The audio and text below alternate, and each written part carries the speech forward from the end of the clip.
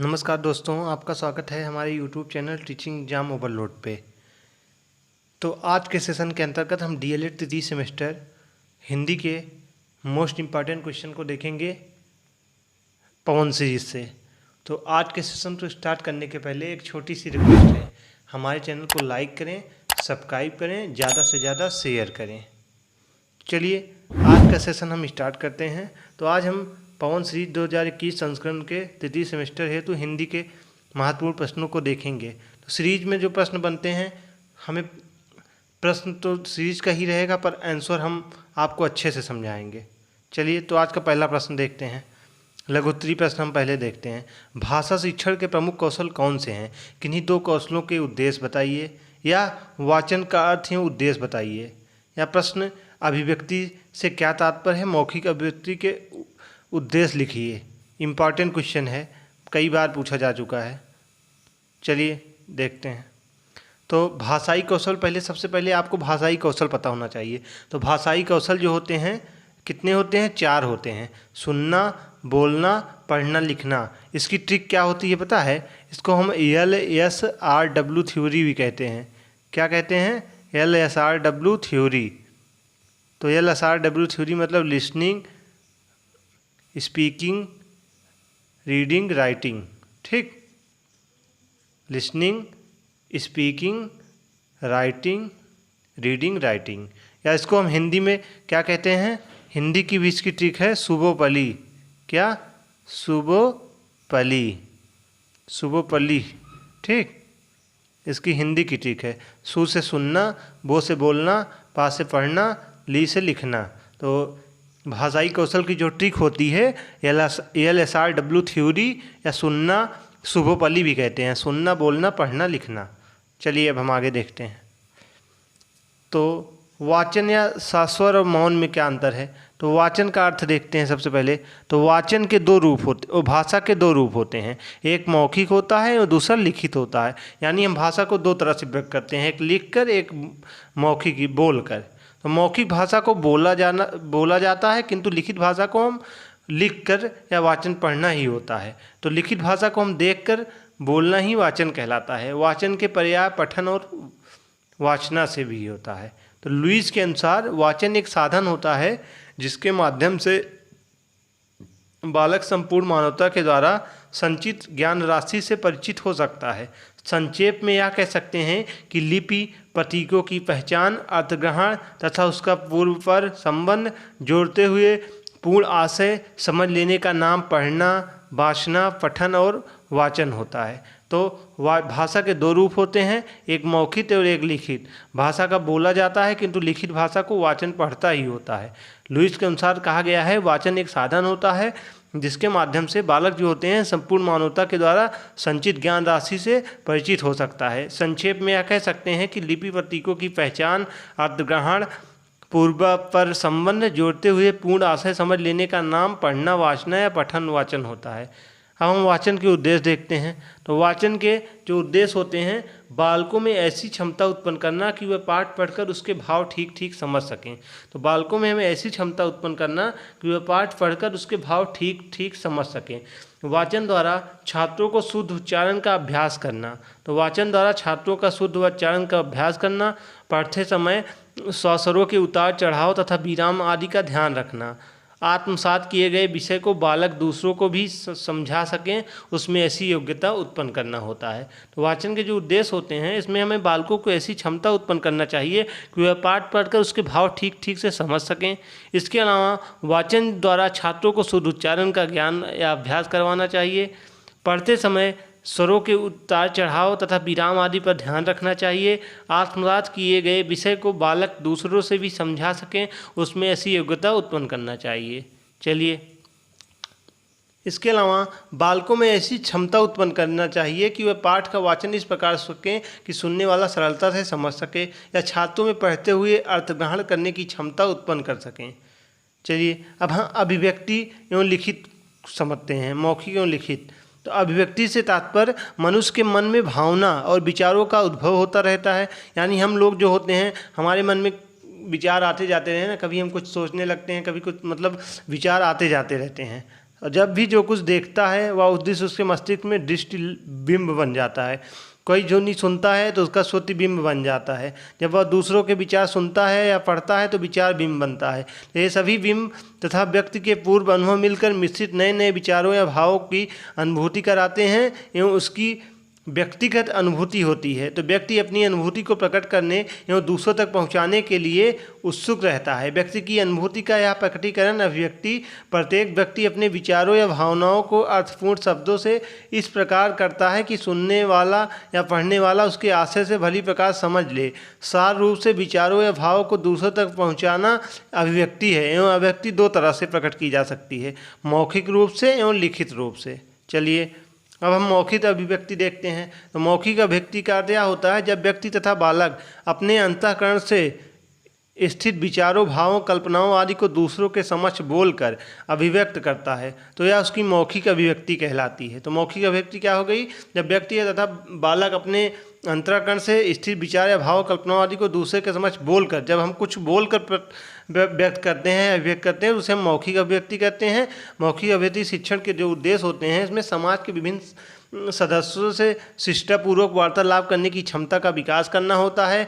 बालक अपने दैनिक जीवन में जो सुनते हैं, देखते हैं व पढ़ते हैं उसे शुद्ध तथा तर्कपूर्ण ढंग से अभिव्यक्त करने की क्षमता का विकास करना होता है। बालकों में तुरंत उत्तर देने की क्षमता उत्पन्न करना होता है और बालकों की रुचियों, मनोवृत्तियों तथा विचारों को समझना होता है एवं बालक में प्रसंग के अनुसार मुहावरे, लोकोक्तियाँ, शब्दों एवं सूक्तियों के प्रयोग की क्षमता उत्पन्न करना होता है। बालकों को इस योग्य बनाना है कि वह शिक्षक व समाज के सम्मुख प्रश्न रखकर अपनी शंकाओं का समाधान कर सकें। चलिए इसके अलावा बालकों के व्यवहारिक पक्ष को विशेष शिक्षा प्रदान करना होता है। बालकों के संकोच तथा झिझक को दूर करना होता है। बालकों में उच्चारण शुद्ध करना होता है एवं बालकों को धारा प्रवाह बोलने का अभ्यास कराना होता है एवं बालकों में प्राप्त ज्ञान को प्रभावशाली ढंग से प्रकट करने की योग्यता उत्पन्न करना होता है। बालकों में भाषा अध्ययन की जिज्ञासा उत्पन्न करना होता है। चलिए भाषा शिक्षण में शास्त्र वाचन का क्या महत्व है? तो शास्त्र वाचन शिक्षण का वह चरण होता है जिसमें बहुत से बालक या व्यक्ति किसी भी लिखित भाग को एक साथ पढ़ें या बोलें। जैसे प्रार्थना को बालकों द्वारा एक साथ बोलना। जब तक विद्यार्थी किसी अंश को बोलकर नहीं पढ़ेगा तब तक उसकी ध्वनि संबंधी कमियां और वाचन संबंधी त्रुटियों का पता नहीं लग पाएगा। त्रुटियों का पता लगाना पर उनका संशोधन संभव है, उससे पूर्व नहीं। तो भाषा शिक्षण में शास्त्र वाचन का यही महत्व होता है। जब तक शास्त्र वाचन शिक्षण का वह चरण होता है जिसमें बहुत से बालक या व्यक्ति किसी भी लिखित भाग को एक साथ पढ़ें या बोलें। जैसे प्रार्थना को बालकों द्वारा एक साथ बोलना। तो जब तक विद्यार्थी किसी अंश से बोलकर नहीं पढ़ेगा तब तक उसकी ध्वनि संबंधी कमियां और वाचन संबंधी त्रुटियों का पता नहीं लगेगा ना। और जब तक पता नहीं लगेगा तब तक आप उसकी त्रुटि कैसे दूर कर पाएंगे? तो इसीलिए भाषा शिक्षण शास्त्र वाचन का महत्व यही होता है। इसके द्वारा बच्चों की त्रुटियों का पता लगाया जाता है। चलिए अगला प्रश्न है, भाषा शिक्षण में मौन वाचन के महत्व को स्पष्ट कीजिए। तो मौन वाचन का मतलब होता है लिखित सामग्री को मन ही मन चुपचाप बिना आवाज़ निकाले पढ़ना। तो मौन वाचन से तात्पर्य यह होता है कि मौन वाचन मतलब आप लोग जब मान लीजिए अभी आपका डीएलएड का एग्ज़ाम है, आप लोग पढ़ाई कर रहे हैं तो अभी शाम को आपके आसपास आपके भाई बहन होंगे या गार्जियन होंगे तो आप लोग मन में पढ़ते हैं ना। सीरीज से मान लीजिए आप सीरीज से पढ़ रहे हैं तो सीरीज से आप लोग मन में पढ़ेंगे ना, मतलब बिना बोले सीरीज से देख अपने मन में एकाग्र मन से पढ़ रहे हैं। तो इसी को हम मौन वाचन कहते हैं, यानी अपने अंदर मन ही मन पढ़ना। मन ही मन जब हम पढ़ते हैं उसको हम मौन वाचन कहते हैं। तो लिखित सामग्री को मन ही मन चुपचाप बिना आवाज़ निकाले पढ़ना मौन वाचन कहलाता है। मौन वाचन से ओष्ठ नहीं हिलते हैं, यानी आप मौन वाचन में ओष्ठ हिलेगा नहीं हिलेगा ना, आप तो मन ही मन पढ़ रहे हैं। जब महोदय का कथन यह है कि बालक जब पैरों से चलना सीख जाता है तो घुटनों के बल खिसकना छोड़ देता है। इसी प्रकार भाषा के क्षेत्र में बालक जब मौन वाचन की कुशलता अर्जित कर लेता है तो शास्त्र वाचन का अधिक प्रयोग छोड़ देता है। तो जब हम लोग भी मौन वाचन सीख लेते हैं तो हम लोग शास्त्र वाचन छोड़ देते हैं। तो आप लोग जब बड़े हो जाते हैं क्या आप लोग ऐसे पढ़ते हैं, चिल्ला चिल्ला के पढ़ते हैं? नहीं पढ़ते ना बच्चों। लेकिन जब बच्चों को पढ़ाया जाता है तो बच्चे को जैसे पढ़ाया जाता है A for apple, B for boy, तो बच्चे तेज़ी से चिल्लाते हैं ना, ए फॉर एप्पल, ऐसे चिल्ला के पढ़ते हैं। लेकिन जब वही बच्चे बड़े हो जाते हैं, जैसे आप सबकी उम्र के हो जाते हैं, तो क्या FR पर चिल्ला के पढ़ते हैं? तो उनको पढ़ना होता है तो मन में पढ़ेंगे ना, मौन वाचन का प्रयोग करेंगे ना। तो ऐसे ही जड़ महोदय का कथन यह है कि इस प्रकार जब मौन वाचन की कुशलता अर्जित कर लेता है तो सस्वर वाचन का अधिक प्रयोग छोड़ देता है। वहीं मौन वाचन में निपुणता का आना व्यक्ति के विचारों पर पूर्णता का घोतक होता है और भाषाई दक्षता पर अधिकार का सूचक होता है।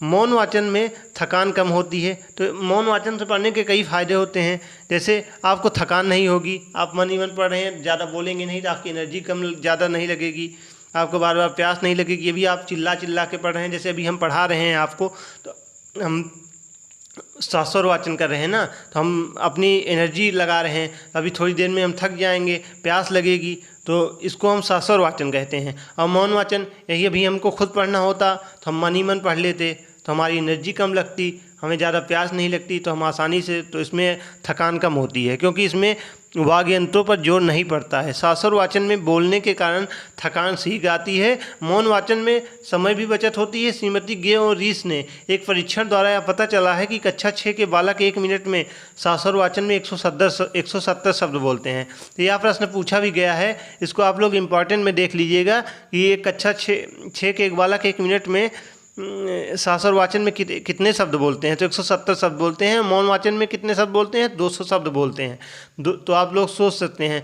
मौन वाचन द्वारा एक छात्र दूसरे छात्र के वाचन में बाधा उपस्थित नहीं करता है। तो जैसे अभी मैंने बताया ही था कि आप लोग पढ़ रहे हैं तो बगल में आपके ना माता पिता डिस्टर्ब होंगे, ना आपके छोटे भाई बहन डिस्टर्ब होंगे, आप ही मन मन अपने कमरे में मौन वाचन कर रहे हैं। आपके बगल में आपका भाई भी बैठा है, वह भी पढ़ाई कर रहा है, तो वह भी डिस्टर्ब नहीं होगा। लेकिन अभी आपका भाई सस्वर वाचन करने लगेगा तो आप डिस्टर्ब हो जाओगे।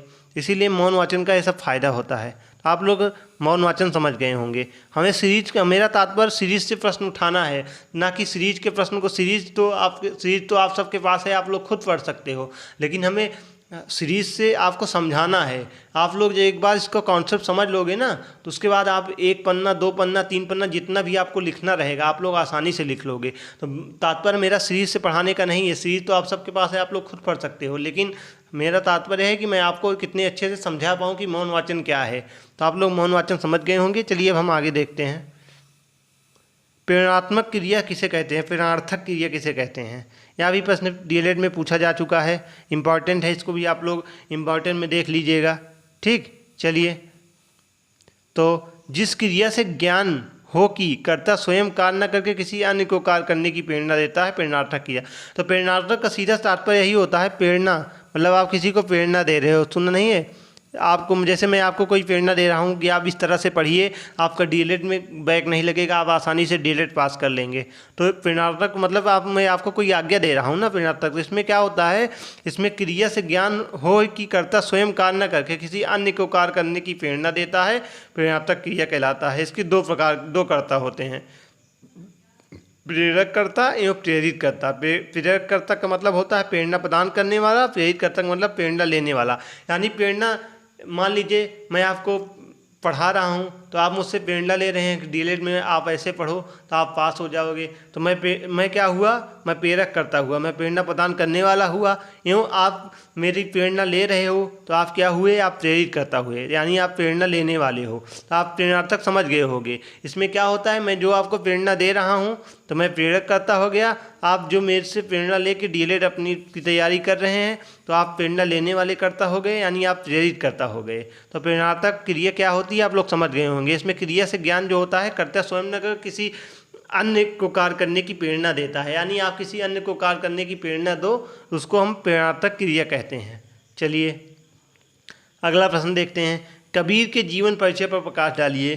तो यार अब हम साहित्य में आ गए, तो साहित्य में अब आइए हम देखते हैं कबीरदास के जीवन परिचय के बारे में। इसको तो आप सब बचपन से पढ़ते चले आ रहे हो, क्लास 9 में पढ़ा, 10th में पढ़ा। तो कबीरदास के बारे में तो मोटा मोटा आप सभी को पता ही होता है। बस कुछ चीज़ें इसमें आपको ध्यान रखना होता है, किस सन में उनका जन्म हुआ, किस सन में उनकी मृत्यु हुई, कहाँ पर उनका जन्म हुआ था, उनकी मृत्यु कहाँ पर हुई थी, उनके जो इम्पॉर्टेंट कार्य थे या रचनाएँ, यही सब आपको ध्यान रखना होता है। तो आइए देखते हैं। महात्मा कबीरदास हिंदी भक्ति काव्य धारा के ज्ञानाश्रयी शाखा के प्रधान कवि थे। तो कबीरदास किस काव्यधारा के प्रधान शाखा थे, तो कबीरदास जो थे हिंदी भक्ति काव्यधारा के ज्ञानाश्रयी शाखा के प्रधान कवि थे। इनके जन्म और मृत्यु के संबंध में विद्वानों में परस्पर मतभेद है। तो इनके जन्म में काफ़ी मतभेद भी है। एवं प्रारंभिक तत्वों के आधार पर इनका जन्म 1398 ईस्वी में वाराणसी में और मृत्यु 1518 ईस्वी में मगहर में माना गया है। शिक्षा विभाग उत्तर प्रदेश शासन द्वारा प्रकाशित पुस्तकें मंजूरी के अनुसार हुई थी। तो आप लोग समझ गए होंगे। महात्मा कबीर दास हिंदी भक्ति काव्यधारा के ज्ञानाश्रयी शाखा के प्रधान कवि थे। इनकी जन्म और मृत्यु में काफ़ी मतभेद है, किंतु हाई स्कूल या शिक्षा विभाग के द्वारा इनका जो जन्म और मृत्यु का माना गया है, इनका जन्म 1398 ईस्वी में वाराणसी में माना गया है। इनकी मृत्यु 1518 ईस्वी में मगहर में मानी गई है। चलिए, हरिशौर जी की साहित्य का परिचय दीजिए। तो इनकी जो रचनाएँ थीं, अयोध्या सिंह उपाध्याय हरिशौर जी की रचनाएँ थीं विविध प्रकार की थी। हरिशौर जी ने गद्य और पद्य के क्षेत्र में अपार योगदान दिया था। मौलिक और अनुदित दोनों ही प्रकार के ग्रंथों की रचना की थी। आपने उपन्यास, नाटक, निबंध और आलोचना आदि भी सभी क्षेत्रों में लेखन किया था। आपकी रचनाओं को निम्नानुसार वर्गीकृत किया जा सकता है। जैसे मौलिक काव्य, तो प्रिय प्रवास, तो इनके कौन कौन से हैं? इनकी प्रिय प्रवास है, ठीक। प्रिय प्रवास के अलावा इनकी कौन सी है? वैदेही वनवास है। ये इम्पॉर्टेंट है, बार बार यही दो आपको ज़्यादा देखने को यही मिलेगी, वैदेही वनवास या प्रिय प्रवास। उसके बाद इनका और क्या है? पद्मप्रसून है। पद्मप्रसून भी इतना इम्पॉर्टेंट नहीं है, लेकिन आप लोग याद रखिए। पारिजात है, ठीक। तो ऐसे करके इनका प्रेमांबु प्रवाह है, रसिक रहस्य है, पद्य प्रमोद है, बोलचाल है, चौखे चौपदे है, चुभते चौपदे है, फूल पत्ते हैं, वत्सला हैं, उपहार हैं, बाल हैं, कवितावली हैं, पवित्र पर्व हैं, मर्म स्पर्श हैं, सत्सई हैं, स्वर्गीय संगीत हैं, रसकलश आदि हैं। तो अगर लेकिन आप लोग इनकी दो रचनाएं याद रखिएगा, प्रिय प्रवास और वैदेही वनवास, बहुत ही इम्पॉर्टेंट है, एग्जाम में बार बार पूछी जाती है।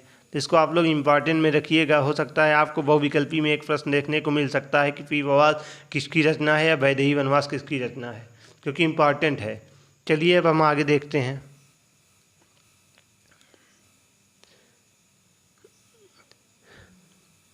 इनकी जो उपन्यास थे, ठेठ हिंदी का ठाठ या अधखिला फूल। एक और उपन्यास इनका याद रखिएगा, अधखिला फूल, ये भी इम्पॉर्टेंट है। इनकी जो आलोचना हुई है, हिंदी भाषा और साहित्य का विकास, कबीर वचनावली की भूमिका, साहित्य संदर्भ, नीति निबंध आदि है। अब अगला प्रश्न यह है कि हिंदी साहित्यकार के विषय में संक्षिप्त विवरण दीजिए। महादेवी वर्मा के बारे में पूछा गया है, रामधारी सिंह दिनकर, मैथिली चरण गुप्त। तो आइए हम इनको देख लेते हैं। आप लोग इसमें से कोई एक आपको पूछा जा सकता है पेपर में, इम्पॉर्टेंट है, तो आप लोग इसको देख लीजिए। रहस्यमय गीतों की अमर गायिका आधुनिक युग की मीरा श्रीमती महादेवी वर्मा का जन्म 1907 में फर्रुखाबाद उत्तर प्रदेश में हुआ था। तो इनका जन्म कहाँ पे हुआ था? 1907 में फर्रुखाबाद उत्तर प्रदेश में हुआ था। आधुनिक युग की इनको मीरा भी कहा जाता है। तो यह प्रश्न भी पूछा जा चुका है बहुविकल्पी में कि आधुनिक युग की मीरा किसे कहा जाता है। तो आधुनिक युग की मीरा किसे कहा जाता है? महादेवी वर्मा को। चलिए, इनके पिता श्री गोविंद प्रसाद वर्मा भागलपुर के एक कॉलेज में प्रधानाचार्य थे। उनकी माता श्रीमती हेमारानी वर्मा हिंदी की विदुषी एवं धार्मिक स्वभाव की थी। महादेवी के प्रारंभिक शिक्षा मध्य प्रदेश के इंदौर में प्राप्त कर उच्च शिक्षा इलाहाबाद से पूर्ण की थी। इलाहाबाद विश्वविद्यालय में संस्कृत से एमए करने के उपरांत प्रयाग महिला विद्यापीठ की प्रधानाचार्य नियुक्त हुई। सन 1967 में अपने यहाँ की अवकाश ग्रहण किया एवं आप इलाहाबाद से प्रकाशित होने वाले चांद मासिक पत्र की संपादिका भी रही। 11 सितंबर 1987 को उनका निधन हो गया। कुमाऊं विश्वविद्यालय ने आपको डी लिट की उपाधि भी से सम्मानित किया था एवं राष्ट्रपति ने आपको पद्मश्री से उपाधि दी थी या अलंकृत किया था। उत्तर प्रदेश सरकार द्वारा भारत भारती पुरस्कार से भी सम्मानित हुई। साम्य कृति और आपको साहित्य अकादमी द्वारा भारतीय ज्ञानपीठ पुरस्कार भी विभूषित किया गया। अब हम रामधारी सिंह दिनकर के बारे में देखते हैं। वैसे इम्पॉर्टेंट नहीं है, लेकिन देख लीजिए आप लोग, कहीं से भी पूछा जा सकता है। हिंदी में ओजस्वी राष्ट्रीय काव्य का सृजन करने वाले कवि श्री रामधारी सिंह दिनकर का जन्म 1908 में बिहार प्रांत के मुंगेर जिले में सिमरिया घाट नामक ग्राम में हुआ था। आपके अनेक शासकीय पदों पर कार्य किया। हिंदी की सेवाओं पर आपके पद्म विभूषण सम्मानित किया गया। अप्रैल 1974 में आपका स्वर्गवास हो गया। चलिए, तो मैथिली चरण को हम नहीं पढ़ाएंगे, आप लोग एक बार मोटी नज़र देख लीजिएगा। इसमें जो जो इम्पॉर्टेंट है, जो जो बार बार पूछे जाते हैं, मैं उसी प्रश्न को करवाऊंगा, क्योंकि मैंने खुद डीएलएड किया है तो मुझे पता है कहाँ से बार बार प्रश्न बनते हैं। महादेवी वर्मा की प्रमुख रचनाओं के विषय में संक्षिप्त परिचय दीजिए। तो इनकी जो रचनाएं हैं महादेवी वर्मा की, निहार है, रश्मि है, नीरजा है, शांत गीत है, यामा है तथा दीप शिखा है। तो अगर आप रचनाओं की ट्रिक से देखना चाहते हैं तो इसकी एक वीडियो मेरे चैनल पर बनाई हुई है जिसमें सारे साहित्य की रचनाएं की गई हैं।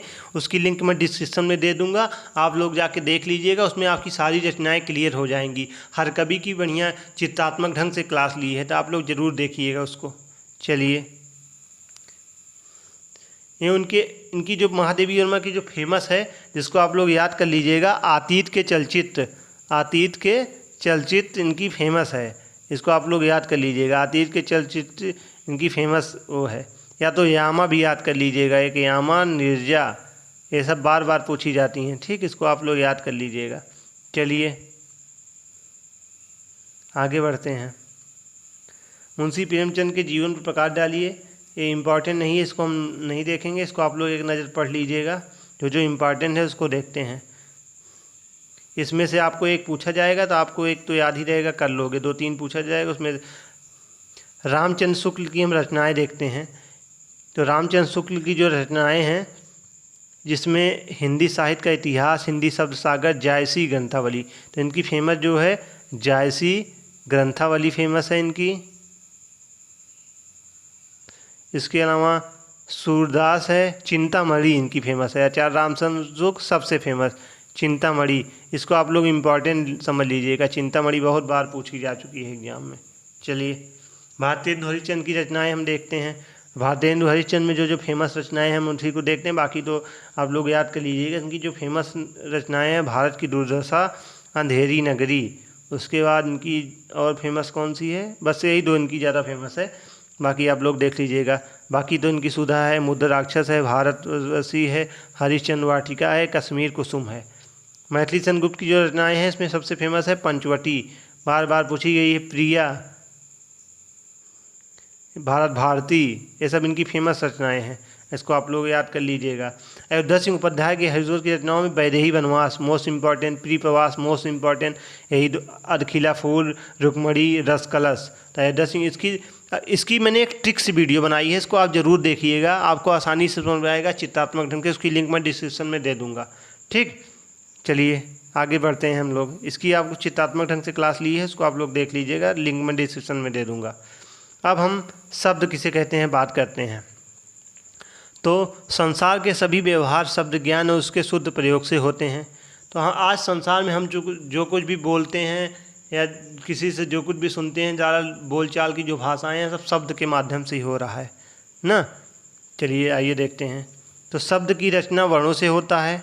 जैसे मान लीजिए आप लोग हैं, राम है, ठीक, तो राम कैसे बना है, रा प्लस आ, ऐसे तोड़ा जाएगा ना। उसके बाद रा हो गया, फिर बड़ा, ठीक, फिर माँ, फिर आ, ऐसे करके तोड़ा जाएगा ना। तो शब्दों से मिलकर बने हैं ना, इनको तोड़ोगे तो आप काफ़ी हो जाएगा ना। जैसे आपको यहाँ बताया भी गया है, रा प्लस आ प्लस माँ प्लस आ, तो जाके राम बना है ना। तो इसको तोड़ा जा रहा है ना, तो इस शब्दों से मिलकर बना है। तो इसी को हम लोग बिना शब्द के मिलने से कोई वाक्य बन सकता है, नहीं बन सकता ना। बिना शब्द के माध्यम से हम कुछ बोल सकते हैं, नहीं बोल सकते हैं ना। शब्दों को जोड़कर हम वाक्य बनाते हैं और बोलते हैं ना। तो प्रत्येक शब्द वर्ण तथा ध्वनियों का क्रम निश्चित होता है और शब्द सार्थक होते हैं तथा अनिश्चित क्रम का वर्ण समूह में निरर्थक होता है। उदाहरण के लिए आप बालक को तोड़िए, बालक को देखिए कैसे तोड़ा जा रहा है। बा, आ, ला, आधा ला, फिर आ, का, फिर आधा ला।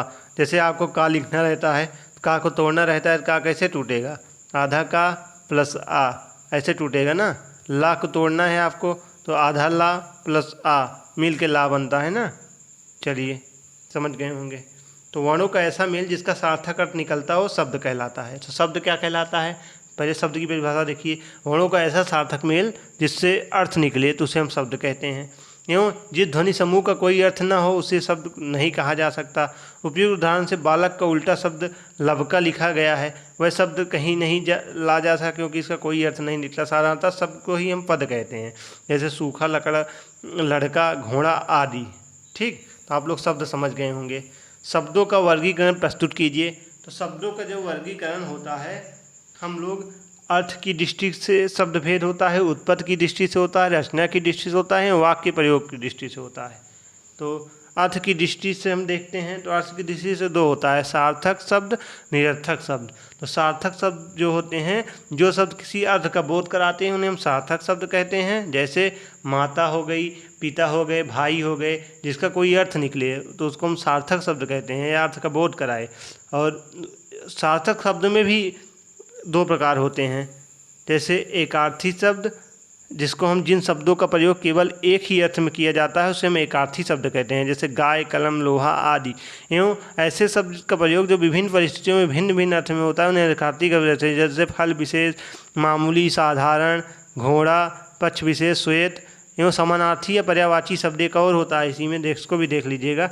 जैसे जिन शब्दों के अर्थ में समानता हो उन्हें हम समानार्थी या पर्यायवाची शब्द कहते हैं। मतलब एक ही शब्द के जो कई अर्थ हों और समान हो तो उसको हम समानार्थी या पर्यायवाची शब्द कहते हैं। जैसे मान लीजिए किसी की पर्यायवाची आप ले लीजिए, सूर्य की ले लीजिए, तो सूर्य के और भी जो जितने नाम होंगे समानार्थी होंगे उनको हम समानार्थी या पर्यायवाची शब्द कहेंगे। एवं विपरीतार्थक या विलोम शब्द की बात करें तो विलोम या विपरीत को प्रकट करने वाले शब्द विपरीतार्थक या विलोम शब्द कहलाते हैं, जैसे अमृत, विष, सुलभ, दुर्लभ आदि। उसके बाद पांचवा है समुचित या भिन्नार्थक शब्द। हिंदी भाषा में अनेक शब्द देखने को मिलते हैं जो प्रायः सुनने या पढ़ने में समान लगते हैं, लेकिन उनके अर्थ भिन्न भिन्न होते हैं। यदि उनके उच्चारण में थोड़े भी त्रुटि हो जाए तो लिखने में वही त्रुटि दोहरा दी जाए तो वह अर्थ अनर्थ हो जाता है। तो ऐसे शब्द जो सुनने तथा पढ़ने में समान लगते हैं लेकिन अर्थ में भिन्नता आती है उन्हें हम समुचित या भिन्नार्थक शब्द कहते हैं। तो आप लोग भिन्नार्थक शब्द भी समझ गए होंगे। वाक्यांश के लिए एक शब्द। भाषा को रोचक तथा प्रभावशाली बनाने के लिए हिंदी के कुछ ऐसे शब्दों का प्रयोग किया गया है जो वाक्यांशों के लिए रोचक बनाते हैं तो प्रयोग किए जाते हैं। इन्हें शब्द समूह के लिए एक शब्द भी कहते हैं, जैसे जिसकी आराधना की जाए, आराध्य, जीवन भर का संबंध, आजीवन। तो उत्पत्ति की दृष्टि से शब्द भेद। उत्पत्ति के आधार पर शब्द चार प्रकार के होते हैं, तत्सम शब्द, तद्भव शब्द, देशज शब्द, विदेशी शब्द। ठीक, तो उत्पत्ति की दृष्टि जो शब्द होते हैं तत्सम शब्द, तद्भव शब्द, देशज शब्द, विदेशी शब्द। ठीक, तत्सम शब्द क्या होता है? जो संस्कृत भाषा से जो शब्द बिना किसी परिवर्तन से हिंदी भाषा में प्रयोग किए जाते हों उन्हें हम तत्सम शब्द कहते हैं, जैसे अधीन, उत्सव, हानि आदि। तद्भव किसे कहते हैं? संस्कृत भाषा से हिंदी में आए हुए वह शब्द जो अपने बदले हुए रूप का प्रयोग करते हैं तद्भव कहलाते हैं। ठीक, देशज शब्द हिंदी में प्रचलित वह शब्द जो देश की विभिन्न बोलियों के द्वारा हिंदी भाषा में स्थान पा गए हैं, वह देशज जैसे रोटी, बेटी, घोंसला आदि। विदेशी शब्द ऐसे कौन से होते हैं? जैसे कैंची, कुली, कंप्यूटर, जो विभिन्न भाषाओं में हिंदी भाषा में आ गए हों, चॉकलेट, टिकट आदि। रचना की दृष्टि से ऋण होते हैं, एक यौगिक होता है, योग ऋण होता है। तो रचना की दृष्टि से कौन होते हैं? तो ऋण शब्द जो होते हैं, जो शब्द किसी अन्य शब्दों के योग से ही बनते हैं अपितु परंपरा में किसी विशेष अर्थ में प्रयुक्त होते हैं, उन्हें हम ऋण कहते हैं। ऐसे शब्द विशेष अर्थों से प्रसिद्ध हो जाते हैं, जैसे मोर, तोता, थोड़ा, नाक, कान आदि। इन शब्दों के सार्थक शब्द खंड नहीं किए जा सकते, ऐसे शब्द खंड कर देने पर निरर्थक हो जाते हैं। तो जो शब्द किसी अन्य शब्दों के योग से नहीं बनते हैं अपितु परंपरा किसी विशेष अर्थ में प्रयुक्त होते हैं, उन्हें हम रूढ़ कहते हैं। ऐसे शब्द को हम विशेष अर्थों में प्रसिद्ध जाते हैं, जैसे मोर, तोता, तोड़ा। इनको हम तोड़ देंगे तो निरर्थक हो जाएंगे ना। यौगिक शब्द जो शब्द अन्य शब्दों के योग से बनते हैं वे यौगिक शब्द कहलाते हैं, जैसे रसोई, घर। तो रसोई अलग कर दोगे तब भी घर रहेगा, प्रतिदिन, प्रति अलग कर दो, दिन अलग रहेगा, यानी जिनको तोड़ने के बाद भी जिसका अर्थ निकल सके। योग ऋण क्या होता है? योग ऋण दो शब्दों के मेल से बने होते हैं। ऐसे शब्द समान अर्थ को न प्रकट कर विशेष अर्थ को प्रकट करते हैं, जैसे पंकज का अर्थ है कीचड़ में जमा, किंतु पंकज शब्द केवल कमल के लिए हो गया है। प्रयोग की दृष्टि से देखते हैं। प्रयोग की दृष्टि दो होते हैं, विकारी, अविकारी। विकारी एवं अविकारी। तो विकार का अर्थ होता है परिवर्तन। जो शब्द वाक्य में प्रयोग करने पर लिंग, वचन, कारक तथा काल के आधार पर अपना स्वरूप बदल लेते हैं उन्हें हम विकारी शब्द कहते हैं। संज्ञा, सर्वनाम, विशेषण तथा क्रिया विकारी शब्द हैं, जैसे संज्ञा बच्चा, बच्चों, सर्वनाम हुआ उसने, उसे, उसको, उससे। विशेषण पतला, पतला, पतले, पतली। तो ये सब जो शब्द हो गए विकारी शब्द कहलाते हैं। अविकारी वाक्य में प्रयोग करते समय जिन शब्दों में लिंग, वचन, कारक आदि का कारण विकार परिवर्तन नहीं होता विकारी शब्द कहलाते हैं। तो आप लोग अविकारी समझ गए होंगे। मुहावरा क्या होता है? मुहावरा मूल रूप से अरबी भाषा का शब्द है जिसका अर्थ है बातचीत। साह तथा नसंगित होता है, इनका रूप परिवर्तित नहीं किया जा सकता। मुहावरों से प्रयुक्त होने वाले किसी शब्द के स्थान पर पर्यायवाची शब्द के प्रयोग नहीं किया जा सकता। ऐसे करने पर मुहावरे का सौंदर्य तथा भाषागत अर्थ नष्ट हो जाता है। चलिए अगला इम्पॉर्टेंट प्रश्न देखते हैं।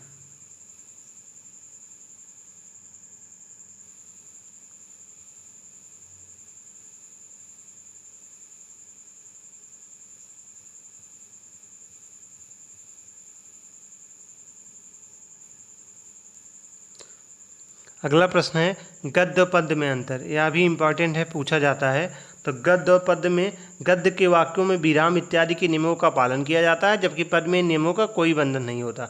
तो गद्य में हम लोग क्या करते हैं, विराम इत्यादि के नियमों का पालन होता है, जबकि पद्य में ऐसा कुछ नहीं होता। पद्य में गति और लय का विशेष भूमिका होती है पद्य में, लेकिन लय और गति की विशेष होती है, क्योंकि पद्य कविता के रूप में गाया जाता है ना, इसमें लय और गति की बहुत भूमिका होगी है, जबकि गद्य में लय की कोई भूमिका नहीं। उसको कहानी की तरह पढ़ते चले जाइए, कोई भी स्पीड में पढ़िए, कोई भी वो पढ़िए। पद्य की रचना छंदबद्ध अथवा छंदयुक्त होती है, जबकि गद्य की छंद का कोई भी उपयोग नहीं होता। चलिए अगला इम्पॉर्टेंट प्रश्न देखते हैं। अगला प्रश्न है किसी एक राष्ट्रीय पर्व पर अपने शहीदों में स्वतंत्र अभिव्यक्ति प्रस्तुत कीजिए। तो ऐसे लिखने के लिए आपको एक निबंध भी पूछा जा सकता है। तो हमारा राष्ट्रीय पर्व 15 अगस्त पे पूछा गया है, तो आप लोग हेडिंग समझ लीजिए, लिखने तो आप लोग लिख लेंगे। जैसे होता है पहले, सबसे पहले क्या आता है, आप कोई भी निबंध लिखेंगे, प्रस्तावना। ठीक, प्रस्तावना के बाद क्या होता है, प्रस्तावना के बाद लिख लेंगे आप दूसरा आपकी 15 अगस्त 1947 को स्वतंत्रता की प्राप्ति। ठीक, उसके बाद उत्सव का कार्यक्रम, और जब तीनों और कोई हेडिंग बना लोगे, कैसे आज़ादी पाई गई, या उसके बाद फिर अंतिम में आती है जो उपसंहार आता है। तो सबसे प्रस्तावना में आप लोग क्या लिखेंगे, आज हम स्वतंत्र हैं, परंतु 15 अगस्त 1947 से पहले हम पराधीन थे। यानी 15 अगस्त से पहले क्या क्या थे, कैसे क्या किया गया, स्वतंत्रता की प्राप्ति में कौन कौन का योगदान था, पंडित जवाहरलाल नेहरू या और भी नेताओं का क्या था, 21 तोपों की सलामी हुई थी, इन सबको पढ़ोगे। उसके बाद उत्सव का कार्यक्रम था, उपसंहार फिर अंतिम में पढ़ोगे। ठीक, अब हम कर्म कारक किसे कहते हैं बात करें। संज्ञा अथवा सर्वनाम के जिस कार्य पर कर्ता द्वारा दी गई क्रिया का प्रभाव पड़ता है उसे हम कर्म कारक कहते हैं। किसी वाक्य में मुख्य अथवा गौण कर्म हो सकते हैं तथा किसी वाक्य में मुख्य अथवा गौण कर्म के साथ को विभक्ति का प्रयोग करते हैं। जैसे राम ने श्याम को बुलाया, शिक्षक विद्यार्थी को पढ़ा रहा है। तो ये सब जो हो जाएगा ना, इस कर्म कारक कहलाता है। क्या कहलाता है, कर्म कारक। कर्म कारक किसे कहते हैं, जब संज्ञा अथवा सर्वनाम के जिस कार्य पर कर्ता के द्वारा दी गई क्रिया का प्रभाव पड़ता है उसे हम कर्म कारक कहते हैं। जिस वाक्य में मुख्य अथवा गौण कर्म हो सकते हैं तथा किसी वाक्य में मुख्य अथवा गौण कर्म के साथ साथ विभक्ति का प्रयोग करते हैं। जैसे राम ने श्याम को बुलाया, शिक्षक विद्यार्थियों को पढ़ा रहा है। ठीक, उसके बाद देखिए एक प्रश्न और पूछा गया था, किसी एक त्यौहार पर अपने शब्दों में अभिव्यक्ति प्रस्तुत कीजिए। तो आपको एक प्रश्न ऐसा मिलेगा निबंध के ऊपर, और आपको एक निबंध लिखना रहेगा। तो आप लोग लिख लोगे निबंध। आपको सिर्फ हेडिंग याद करना है। पहली हेडिंग सबसे पहले क्या बनाओगे, प्रस्तावना बनाओगे। प्रस्तावना के बाद मनाने का कारण, जैसे दीपावली पे बनाया जा रहा है, मनाने का कारण, मनाने की विधि, हम लोग कैसे मनाते हैं, हाँ, लक्ष्मी पूजन कैसे होता है, फिर अंतिम में उपसंहार हो जाएगा। ठीक, तो आप लोग प्रस्तावना में पहले उसके बारे में बताएंगे क्या क्या आता है, कैसे। अंतिम में जो उपसंहार में हम लोग को क्या लिखना होता है, दीपावली के अवसर पर कुछ लोग जुआ खेलकर अपना धन नाश करते हैं, बच्चे पटाखे बुलझुइयाँ वस्त करके अंगों को जला लेते हैं। हमारा कर्तव्य है कि हमें राष्ट्रीय त्यौहार इन बुराइयों को दूर करें और कल्याण करने का साधन बनाएं। तो ऐसे आप लोग उपसंहार में उसके जो गलत चीज़ें हो रही हैं उस पर आप लोग लिख सकते हो। कर्ता व कर्म के अनुसार क्रिया में परिवर्तन को समझाइए। तो आइए हम पहले कर्ता कर्म के पहले हम कारक समझ लें, कारक क्या होता है। तो संज्ञा या सर्वनाम का वह रूप जो क्रिया से संबंध बताता है उसे हम कारक कहते हैं। तो कारक किसे कहते हैं, संज्ञा सर्वनाम का वह रूप जो क्रिया से संबंध बताता है तो उसे हम कारक कहते हैं। कारक 8 प्रकार के होते हैं। कौन कौन से, पहला होता है कर्ता, दूसरा कर्म कारक, तीसरा करण कारक। कर्ता ने कर्म, इसका चिन्ह भी देखते हुए चलिए, इसकी ट्रिक क्या है, कर्ता ने कर्म को करण से या के साथ या के द्वारा संपादन के लिए अपादान से जो रहेगा अलग होने के लिए, अलगाव के अर्थ में, संबंध का की के रा री रे, अधिकरण में पर के ऊपर, संबोधन हे ओ अरे हा आदि। तो कारक कितने प्रकार के होते हैं? 8 प्रकार से। कौन कौन से? कर्ता ने कर्म को करण से संपादन के लिए अपादान से अलग होने पर संबंध का की के रे अधिकरण में पर हे ऊपर संबोधन हे ओ अरे हा।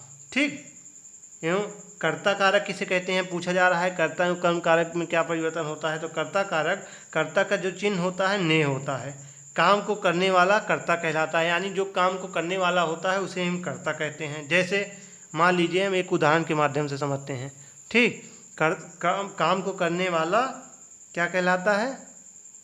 काम को करने वाला कर्ता कहलाता है। ठीक। आइए एक उदाहरण से देखते हैं। जैसे राम ने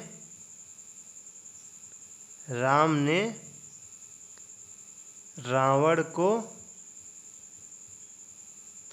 मारा। ठीक। राम ने रावण को मारा, राम ने रावण को मारा। तो इसमें कर्ता कौन हो जाएगा? किसने मारा? राम ने मारा। ठीक। तो राम क्या हो गया? राम कर्ता हो गया ना, राम कर रहा है ना, राम मार रहा है रावण को ना।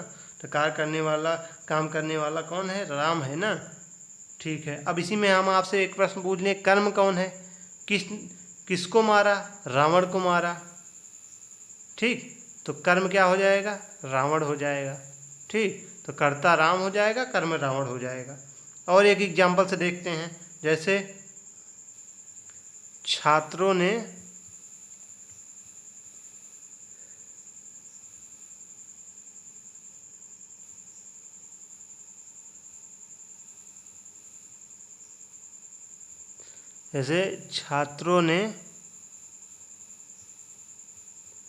पुस्तक पढ़ी। छात्रों ने क्या पढ़ी? पुस्तक पढ़ी। ठीक। छात्रों ने पुस्तक पढ़ी। ठीक। तो छात्रों ने जब पुस्तक पढ़ी तो इसमें किसने पुस्तक पढ़ी? छात्रों ने पढ़ी। तो ने किसके साथ लगा हुआ है? कर्ता ने। तो छात्र के साथ लगा हुआ है ना, तो कर्ता हो जाएगा। ठीक। पुस्तक पढ़ी, कर्म क्या हो जाएगा? पुस्तक हो जाएगी। क्या पढ़ रहा है? पुस्तक पढ़ रहा है, तो कर्म हो जाएगा पुस्तक। तो आप लोग समझ गए होंगे कर्ता कर्म में क्या अंतर है। इसको परिभाषा से बताने की कोई जरूरत नहीं। कर्म किसे कहते हैं? जैसे को, इसका चिन्ह होता है को। जैसे रमेश ने सुरेश को पीटा, कर्म को भी देख लेते हैं। एक जैसे एक एग्जाम्पल है, रमेश ने सुरेश को पीटा। ऐसे आपको चिन्ह भी लगा रहेगा। अब इसमें कर्ता पूछ नहीं, कर्ता का क्या होता है? कर्ता ने। तो ने किसके साथ लगा है? रमेश के साथ है, तो कर्ता हो गया। और कर्म का क्या होता है? कर्ता ने कर्म को होता है कर्म का, तो को किसके साथ लगा है? सुरेश के साथ, तो सुरेश क्या हो जाएगा? कर्म हो जाएगा। तो आप लोग समझ गए होंगे। तो यानी विभक्ति का जो चिन्ह लगा रहे आप उससे पहचान सकते हो। ठीक। चलिए आगे हम देखते हैं। इसमें अब आगे बताने क्या है, इसमें सब हो गया। अब आप उसको लिख लोगे बना के। ठीक। अब हम सकर्मक की आइए हम सकर्मक क्रिया किसे कहते हैं। सकर्मक क्रिया से पहले हमें क्रिया पता होना चाहिए। क्रिया क्या है, ये भी प्रश्न बन सकता है ना। तो वह शब्द समूह जो किसी कार्य के होने या करने का बोध कराएं। तो वह समूह जो किसी कार्य के होने या करने का बोध कराएं और क्रिया कहलाती है। जैसे सोना, जागना, सोना, खाना, पीना, ये सब क्या हैं? सब क्रिया कहलाते हैं। ठीक। तो वह शब्द समूह जो किसी कार्य के होने या करने का बोध कराएं क्रिया कहलाती हैं। जैसे खाना, पीना, जागना, सोना, धोना, रहना आदि। ठीक। अब हम क्रिया के मूल रूप को धातु कहते हैं। क्रिया के जो मूल रूप होते हैं उसको धातु कहते हैं। जैसे धो, तो धो से धोना। ठीक। धो से धोना, जग से जगना। ठीक। ये सब लेकिन आपका नहीं पूछा जाएगा। अब क्रिया के भेद कितने होते हैं? क्रिया के 2 भेद होते हैं। जैसे एक होता है कर्म के आधार पर, एक होता है प्रयोग के आधार पर। कर्म के आधार पर जो होता है उसमें 2 प्रकार के होते हैं, जैसे सकर्मक एवं अकर्मक। सकर्मक को भी 2 प्रकार से बांटा गया है, एक कर्मक एवं द्विकर्मक। वहीं प्रयोग के आधार पर प्रेरणार्थक, नाम धातु, पूर्वकालिक क्रिया, संयुक्त क्रिया, सहायक क्रिया। लेकिन आप सबके पेपर में सिर्फ सकर्मक अकर्मक क्रिया पूछी जाएगी। तो सकर्मक अकर्मक क्रिया आप लोग पहले देखिए। पहले अकर्मक क्रिया किसे कहते हैं? वह क्रिया जिसमें कर्म की आवश्यकता ना हो उसे हम अकर्मक क्रिया कहते हैं। तो वह क्रिया जिसमें कर्म की आवश्यकता ना हो उसको हम क्या कहेंगे? वह क्रिया जिसमें कर्म की आवश्यकता ना हो उसे हम अकर्मक क्रिया कहेंगे। जैसे सोना, हंसना, रोना, उड़ना, दौड़ना आदि। ठीक, दौड़ना, उड़ना आदि। ठीक, ये सब क्या हो जाएगी? ये सब अकर्मक क्रिया हो जाएगी। क्या? अकर्मक क्रिया। ठीक, अब हम इसकी पहचान कैसे करोगे कि ये अकर्मक क्रिया है? इसकी पहचान करने की जो ट्रिक होती है, इन क्रियाओं में क्या या किसको के जवाब की आवश्यकता नहीं होती है। तो इसकी पहचान आप क्या किसको की जवाब की आवश्यकता नहीं होती। जैसे एग्जाम्पल के रूप में जैसे देखते हैं हम, जैसे माँ ने राम को सेब काट कर खिलाया। ठीक, खिलाया। तो माँ ने राम को सेब काट कर खिलाया। तो इसमें जो क्या किसको लगा के कोई ज़रूरत नहीं, तो इसमें कर्म क्या हो जाएगा? राम को खिलाया ना, तो कर्म राम हो गया। और एक हो जाएगा सेब भी हो जाएगा कर्म। तो इसमें खिलाया क्या है? सकर्मक क्रिया है। किसको खिलाया, क्या खिलाया, इससे कोई मतलब नहीं है ना, इसको हम अकर्मक क्रिया कहते हैं। जैसे वह सो गया, क्या सो गया? कोई नहीं ना, इसमें प्रश्न लगाने की कोई आवश्यकता नहीं है। वह पढ़ रहा है, कौन पढ़ रहा है, क्या पढ़ रहा है, किससे पढ़ रहा है, इससे कोई मतलब ही नहीं है ना। अब हम सकर्मक क्रिया की बात करते हैं। तो सकर्मक क्रिया किसे कहते हैं? वह क्रियाएं जिनमें कर्म की आवश्यकता होती है। जिसमें कर्म की आवश्यकता हो उसे सकर्मक क्रिया कहते हैं। जिसमें कर्म की आवश्यकता न हो उसे हम अकर्मक क्रिया कहते हैं। जैसे वाक्य में एक कर्म आए तो एक कर्मक सकर्मक कहते हैं, वाक्य में दो कर्म आए तो द्विकर्मक कहते हैं। जैसे पढ़ना, लिखना, पीना, धोना, खेलना आदि। इसकी ट्रिक क्या होती है? जिनके पहले क्या या किसको का जवाब मिलना संभव हो, तो जिनके पहले क्या या किसको का जवाब मिलना संभव हो उसे ही हम सकर्मक क्रिया कहते हैं। ठीक, जैसे वह किताब पढ़ रहा है, उसने मिठाई खाई आदि। आप लोग सकर्मक क्रिया समझ गए होंगे। अब शब्दों के विभिन्न रूपों का वर्णन कीजिए। शब्द हिंदी भाषा में शाब्दिक आधार पर शब्द के अलग जैसे तत्सम शब्द, तद्भव शब्द, देशज शब्द, संदेश शब्द, समसामयिक शब्द, उपसर्ग एवं प्रत्यय के योग से बनने वाले शब्द, इतने सारे शब्द हैं। अभी हमने ऊपर बात भी किया था। तो आइए हम शब्दों की भी परिभाषा समझ लें। उपसर्ग किसे कहते हैं आप लोग को पता है? वह शब्दांश जो किसी शब्द के आरंभ में जुड़कर अर्थ में विशेषता लाते हैं या पूरा अर्थ बदल देते हैं, उपसर्ग कहलाते हैं। तो वह शब्द जो किसी शब्द के आरंभ में जुड़कर अर्थ में विशेषता लाते हैं या पूरा अर्थ ही बदल देते हैं, उपसर्ग कहलाते हैं। जैसे आप लोग बताइए, जैसे आ है, ठीक, आ है, जन्म के आगे लग गया तो क्या बदल गया? अजन्म हो गया। ठीक, ऐसे बहुत से हैं ना। उप है, उप किसी के आगे लग गया, वन के आगे लग गया, उपवन हो गया। ठीक, तो ऐसे जो किसी के आगे लग के अर्थ बदल दें, विशेषता बताने लगे तो वह उपसर्ग कहलाते हैं। तो आप लोग उपसर्ग समझ गए होंगे। प्रत्यय क्या है? प्रत्यय पीछे लगता है। ठीक, प्रत्यय मतलब होता है प्रति प्लस अय, यानी चलने वाला, साथ में बाद में चलने वाला, अर्थात प्रत्यय का शाब्दिक अर्थ होता है पीछे चलने वाला। ठीक, तो इसकी परिभाषा जो होती है, जो शब्दांश किसी शब्द के अंत में जुड़कर उस शब्द के अर्थ में विशेष परिवर्तन लाते हैं, प्रत्यय कहलाते हैं। जैसे उदाहरण के रूप में मान लीजिए, जैसे आप लोग दयालु, ठीक, दयालु, तो दयालु में किससे बना है? दया प्लस आलू, तो आलू के दया के पीछे आलू लग गया ना, तो दयालु हो गया। विद्यालय, विद्या के पीछे आलय लग गया, विद्यालय हो गया। घुमक्कड़, घूम प्लस अक्कड़, अक्कड़ लग गया ना, तो अक्कड़ प्रत्यय हो गया। भिड़त मतलब अंत प्रत्यय हो गया। तो ऐसे प्रत्यय आप लोग पहचान सकते हैं। ठीक, तो ऐसे आप लोग आसानी से कर सकते हैं। चलिए,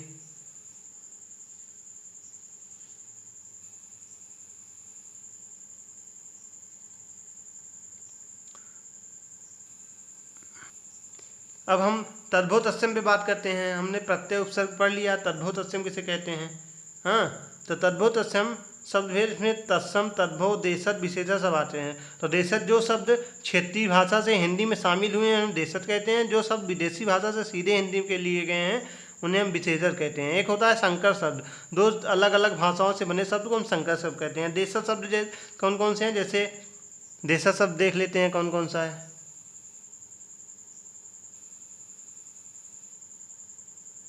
देशज शब्द में जैसे कटोरी, ठीक, कटोरी हो गया, छिछोड़ा हो गया, ठीक, छिछोड़ा हो गया, कबाड़ हो गया, ठीक, कबाड़ के साथ साथ ओखली हो गया, ओखली के साथ साथ गाड़ी हो गया, गाड़ी के साथ साथ गड्डी हो गया, ठीक। ये सब क्या हो गए, ये सब देशज शब्द हो गए। विदेशज में कौन कौन से आएंगे, विदेशज में जैसे अक्ल हो गया, ठीक, अक्ल के साथ इनाम हो गया, किताब हो गया, ठीक, किताब के साथ साथ कुर्सी हो गई। ये सब क्या हो गए, ये सब विदेशज शब्द हो गए, ठीक। संकर शब्द कैसे हो गए, जैसे रेलगाड़ी हो गया। संकर शब्द कौन से हो गए, जैसे रेलगाड़ी, ठीक, रेलगाड़ी के साथ साथ टिकट घर, ठीक, ये सब क्या हो गए, ये सब संकर शब्द हो गए। तत्सम शब्द क्या होता है, वह शब्द जो सीधे संस्कृत भाषा से आए हैं। तो जो शब्द सीधे संस्कृत भाषा से आए हैं उन्हें हम तत्सम शब्द कहते हैं। जैसे कपूर, जैसे कपूर, ठीक, कपूर के बाद और बताइए, जैसे तार्म हो गया, और कोई बताइए, जैसे कर्म हो गया, कर्म के अलावा भी कोई, जैसे कार्य हो गया, क्षेत्र हो गए। ये सब क्या हो गए, ये सब तत्सम शब्द हो गए, ठीक। तद्भव शब्द क्या हैं, वह शब्द जो संस्कृत शब्द से जो अपना रूप बदल कर हिंदी में शामिल हुए हैं। तो संस्कृत शब्द से जो अपना रूप बदल कर हिंदी में शामिल हुए हैं उन्हें हम तद्भव शब्द कहते हैं, ठीक। जैसे कपूर, जैसे कपूर, तांबा, ठीक, ये सब क्या हो गए, ये सब तद्भव शब्द हो गए। तो आप लोग तद्भव, तत्सम, देशज, विदेशज समझ गए होंगे, सिर्फ उपसर्ग भी समझ गए होंगे। अब अगला है, कुछ तद्भव तत्सम के दिए गए हैं तो इसको आपको बदलना होता है, वो लिखना होता है। अगला है मिश्रित वाक्य को उदाहरण सही समझाइए और वाक्य भेद बताइए। वाक्य तीन भेद होते हैं, सामान्य वाक्य, मिश्रित वाक्य, संयुक्त वाक्य। सामान्य वाक्य वह होता है, इस वाक्य में एकमात्र उद्देश्य होता है और पुस्तक लिखती रहे या एक विषय है। किसी वाक्य में यदि केवल एक उद्देश्य या एक विधेय होता है तो उसे हम सामान्य वाक्य या साधारण वाक्य कहते हैं। जैसे पुस्तक लिखती रहे। वहीं मिश्रित वाक्य कहता है तुम्हें जल्दी जाना चाहिए ताकि तुम्हारी ट्रेन न छूट जाए। इसमें दो वाक्य हैं ना, इस वाक्य में दो सामान्य वाक्य, प्रथम तुम्हें जल्दी जाना है, द्वितीय तुम्हारी ट्रेन न छूट जाए। पहला सामान्य वाक्य है, दूसरा आश्रित वाक्य है, तो इसको हम मिश्रित वाक्य कहते हैं। जिस वाक्य में मुख्य वाक्यांश समान हो तथा अथवा से एक से अधिक उपवाक्य हो तो मिश्रित वाक्य कहलाते हैं। संयुक्त वाक्य क्या है, वर्षा हो रही है और सड़कों पर पानी भर गया, तो यह क्या हो गया, संयुक्त वाक्य हो गया। तो संयुक्त वाक्य में क्या होता है, इसमें अधिक उपवाक्य होते हैं, जैसे अथवा, परंतु, किंतु, लेकिन, तथापि, यद्यपि, बल्कि, अतः, इसलिए इत्यादि शब्द जुड़े होते हैं तो उसको हम संयुक्त शब्द कहते हैं, ठीक। आप लोग संयुक्त शब्द समझ। इसके अलावा कुछ विलोम शब्द हैं, इसको आप लोग देख लीजिएगा। जैसे अतरंग का बहिरंग, अंतिम का आरंभिक, अल्प का अधिक या अत्यधिक, मतलब उल्टा। विलोम शब्द मतलब उल्टा होता है, जो पूछा रहे, जैसे आस्था पूछा रहे अनास्था। उधारना, ढकना, जैसे एकल सामूहिक हो गया, हाँ। अनुलोम प्रतिलोम हो गया, आकर्षण विकर्षण हो गया, अनादर आदर हो गया, मतलब उल्टा। उज्ज्वल के धूमिल हो गया। ऐसे आप लोग इसको विलोम शब्द कर लेंगे आसानी से, उसका उल्टा हो जाता है। पर्यायवाची शब्द में कुछ देख लीजिए, जैसे अनिल का वायु, समीर, पवन आदि हो जाता है। इसमें जो दिया गया सेम से पूछा जाता है, इसको भी आप लोग लिख रहे हैं। जैसे अज्ञ, मूर्ख, नाम, अज्ञानी, अनजान, ये नहीं इम्पॉर्टेंट है। अनिल वाला इम्पॉर्टेंट है। इंद्र, देवराज, सुरेश, सुरेंद्र, पुरंदर, सुरपति इम्पॉर्टेंट है, ठीक। कामदेव भी इम्पॉर्टेंट है। मनोज, मदन, अंग, सर्वे, गणेश इम्पॉर्टेंट है। गणपति, विनायक, गजानन, लंबोदर, एकदंत, गजाधर। अगला है चंद्रमा, चंद्रमा भी इम्पॉर्टेंट है। राकेश, शशि, इंदु, मयंक, शशंक, दुर्गा भी इम्पॉर्टेंट है। जगदम्बा, कल्याणी, चंडिका, अम्बा, इसको भी लिख लोगे आप लोग। धनुष, कोडंग, धनुष, कमान आदि, इसका भी हो जाएगा। उसके बाद नारी भी इम्पॉर्टेंट है। स्त्री, ललना, महिला, कामनी, वनीता, ठीक। पेड़ के वही वृक्ष, तरु, पादप, विटप आदि हो जाएगा। पुत्री इंपॉर्टेंट है। तनय, आत्मजा, सूता, तनुजा, दुहिता। पुष्प में कुसुम, सुमन, फूल, प्रसून, पहुत। पृथ्वी का हो जाएगा धरा, अचला, भूमि, वसुंधरा, धरती। बिजली का हो जाएगा तड़ित, चपला, चंचला, सौदामिनी। भंवरा का भंवर, भंवरा, अनिल, धमुल, चंचरीक। मित्र का सहचर, सका, दोस्त, मौत। इसमें इम्पॉर्टेंट जो है उसको मैंने बता दिया आप लोग को। ठीक, अब हम अनेक शब्द में भी देख लेते हैं। मन की बातें जानने वाला अंतर्यामी कहलाता है। जो कहा ना जा सके अकथनीय हो जाएगा। जो क्षमा न किया जा सके अक्षम्य हो जाएगा। व्यर्थ खर्च करने वाला अव्ययी हो जाएगा। एक दूसरे से आगे बढ़ने की और प्रतिस्पर्धा हो जाएगी। मन को समान दृष्टि से देखने वाला समदर्शी हो जाएगा। जिस पर उपकार किया जाए उपकारी कहलाता है। जो टुकड़े टुकड़े हो गया वो खंडित कहलाता है। आकाश में विचरने वाला नभश्चर कहलाता है। जिसकी आंखें मछली जैसी हों मनाक्षी कहलाता है। जिसका कोई अपराध न किया हो निरपराध कहलाते हैं। जीने को प्रबल इच्छा हो जिजीविका कहलाता है। जो भूख को धारण करता है भूधर कहलाता है। जिसके आने की तिथि मालूम न हो अतिथि कहलाता है। तो इसको आप लोग सुने, इसकी मूवी भी आई थी ना, अतिथि कब जाओगे। तो ये सब तो आपको पता ही होगा ना। इसमें जो जो इम्पोर्टेंट है इसको आप लोग कर लोगे। ठीक, जो अगला इम्पोर्टेंट प्रश्न है, इसमें जो जो इम्पोर्टेंट है मैंने वही प्रश्न कराया है। इतना आप पढ़ लेते हैं तो आप हिंदी में 25 में 25 नंबर आसानी से प्राप्त कर लेंगे। कहानी, बालक कहानी का अर्थ सीखता से ग्रहण कर लेते हैं। कहानी मनोरंजन का सबसे बड़ा और सरल साधन होता है। कहानी के माध्यम से बालकों की नैतिकता शिक्षा दी जाती है। कहानी शिक्षा एक रुचिकर साधन है। ठीक, मूल्यांकन क्या है ये सब तो आप class second semester first semester से पढ़ते चला आ रहे हैं। मूल्यांकन क्या है, ठीक। फिर भी प्रयत्नों की सफलता, असफलता का, आंशिक सफलता का जिस प्रकार का पता लगाया जाता है उसी का नाम मूल्यांकन होता है। ठीक, आप लोग जानते होंगे। हिंदी शिक्षा में मूल्यांकन का क्या महत्व है ये सब तो आप लोग लिख ही लोगे ना। मूल्यांकन का क्यों महत्व है, इससे बालकों की, छात्रों के व्यक्तिगत समस्याओं का पता लगाया जा सकता है। छात्रों की व्यक्तिगत सामूहिक कमजोरियों का पता लगाना मूल्यांकन के बिना संभव नहीं होता है। शिक्षा की योजना में सार्थकता अथवा शिक्षण में प्रभावित पता लगाने के लिए मूल्यांकन आवश्यक। मूल्यांकन में छात्रों की रुचि अभिरुचि किस छात्र में किस विषय में पढ़ने में ठीक है, वार्षिक परीक्षा आदि सब से बच्चों का मूल्यांकन किया जाता है। इसको आप लोग लिख लोगे। एक प्रश्न और देखते हैं हम, लिखित अभिव्यक्ति और शिक्षण विधियाँ कौन कौन सी हैं। देख लीजिए, इसमें से कोई एक विधि आपसे पूछी जा सकती है। जैसे एक होती है अनुकरण विधि। अध्यापक द्वारा श्याम पर अथवा कापी पर अक्षर लिखकर बच्चों से अनुकरण द्वारा ज्ञान अक्षरों को लिखने के, अनुकरण का मतलब होता है नकल करके करना। अगली विधि है मॉन्टेसरी विधि। इसमें इस पद्धति में प्लास्टिक, गत्ते, लकड़ी से निर्मित अक्षरों को दिखाकर बच्चों को पढ़ने व लिखने का अभ्यास कराया जाता है। उसके बाद होती है चित्र विधि। चित्र विधि द्वारा चित्रों के नीचे लिखे अक्षर दिखाकर बच्चे को लिखने का अभ्यास कराया जाता है।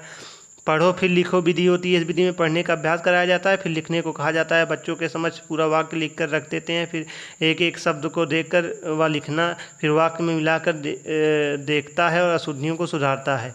उसके बाद आती है रचनात्मक विधि। इस विधि में बच्चों के समक्ष अक्षरों को अलग अलग भागों में विभाजित कर देते हैं, फिर उन्हें जोड़कर अक्षर बना के सिखाया जाता है। ठीक, उसके बाद अगला प्रश्न है इम्पॉर्टेंट है, जो संयुक्त वाक्य किसे कहते हैं। अभी हमने ऊपर पढ़ा भी था। जिस वाक्य में एक से अधिक मुख्य वाक्य हों अथवा जिस वाक्य में उपवाक्य हों वो जो जैसे आप लोग जिसमें और, किंतु, हाँ, परंतु आदि शब्द लगे रहते हों, सब संयुक्त वाक्य में आते हैं। जैसे मोहन मेरठ गया वहाँ 3 दिन रहा। दोनों प्रधान वाक्य है ना। प्रधानाचार्य जो बीमार है इसलिए विद्यालय नहीं आए। ऐसे सब संयुक्त शब्द कहलाते हैं, मतलब जुड़े हुए रहें। ठीक,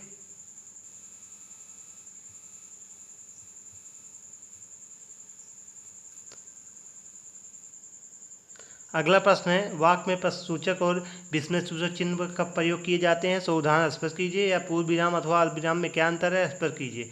तो अब विराम चिन्ह के बारे में आपको पहले पता होना चाहिए। विराम चिन्ह का अर्थ होता है ठहरना या रुकना। कई बार विराम चिन्ह का प्रयोग न होने से वाक्य का अर्थ ही बदल जाता है। जैसे जाओ मत पढ़ो पिताजी, जाओ मत पढ़ो। इसमें आप लोग कामा नहीं लगाएंगे, जाओ मत पढ़ो, जाओ मत पढ़ो। तो इसमें बिना कामा का आप लोग यूज कर पाओगे, नहीं कर पाओगे ना। तो कामता प्रसाद गुरु जी के अनुसार विराम चिन्हों की संख्या कितनी बताई गई है। 20 बताई गई है। ठीक, तो कामता प्रसाद गुरु के अनुसार विराम चिन्हों की जो संख्या है 20 बताई गई है। ये विराम चिन्ह अंग्रेजी भाषा से आए हैं। तो विराम चिन्ह कहाँ से आए हैं? अंग्रेजी भाषा से आए हैं। मात्र एक विराम चिन्ह है जो अंग्रेजी से नहीं है, जिसको हम पूर्ण विराम कहते हैं।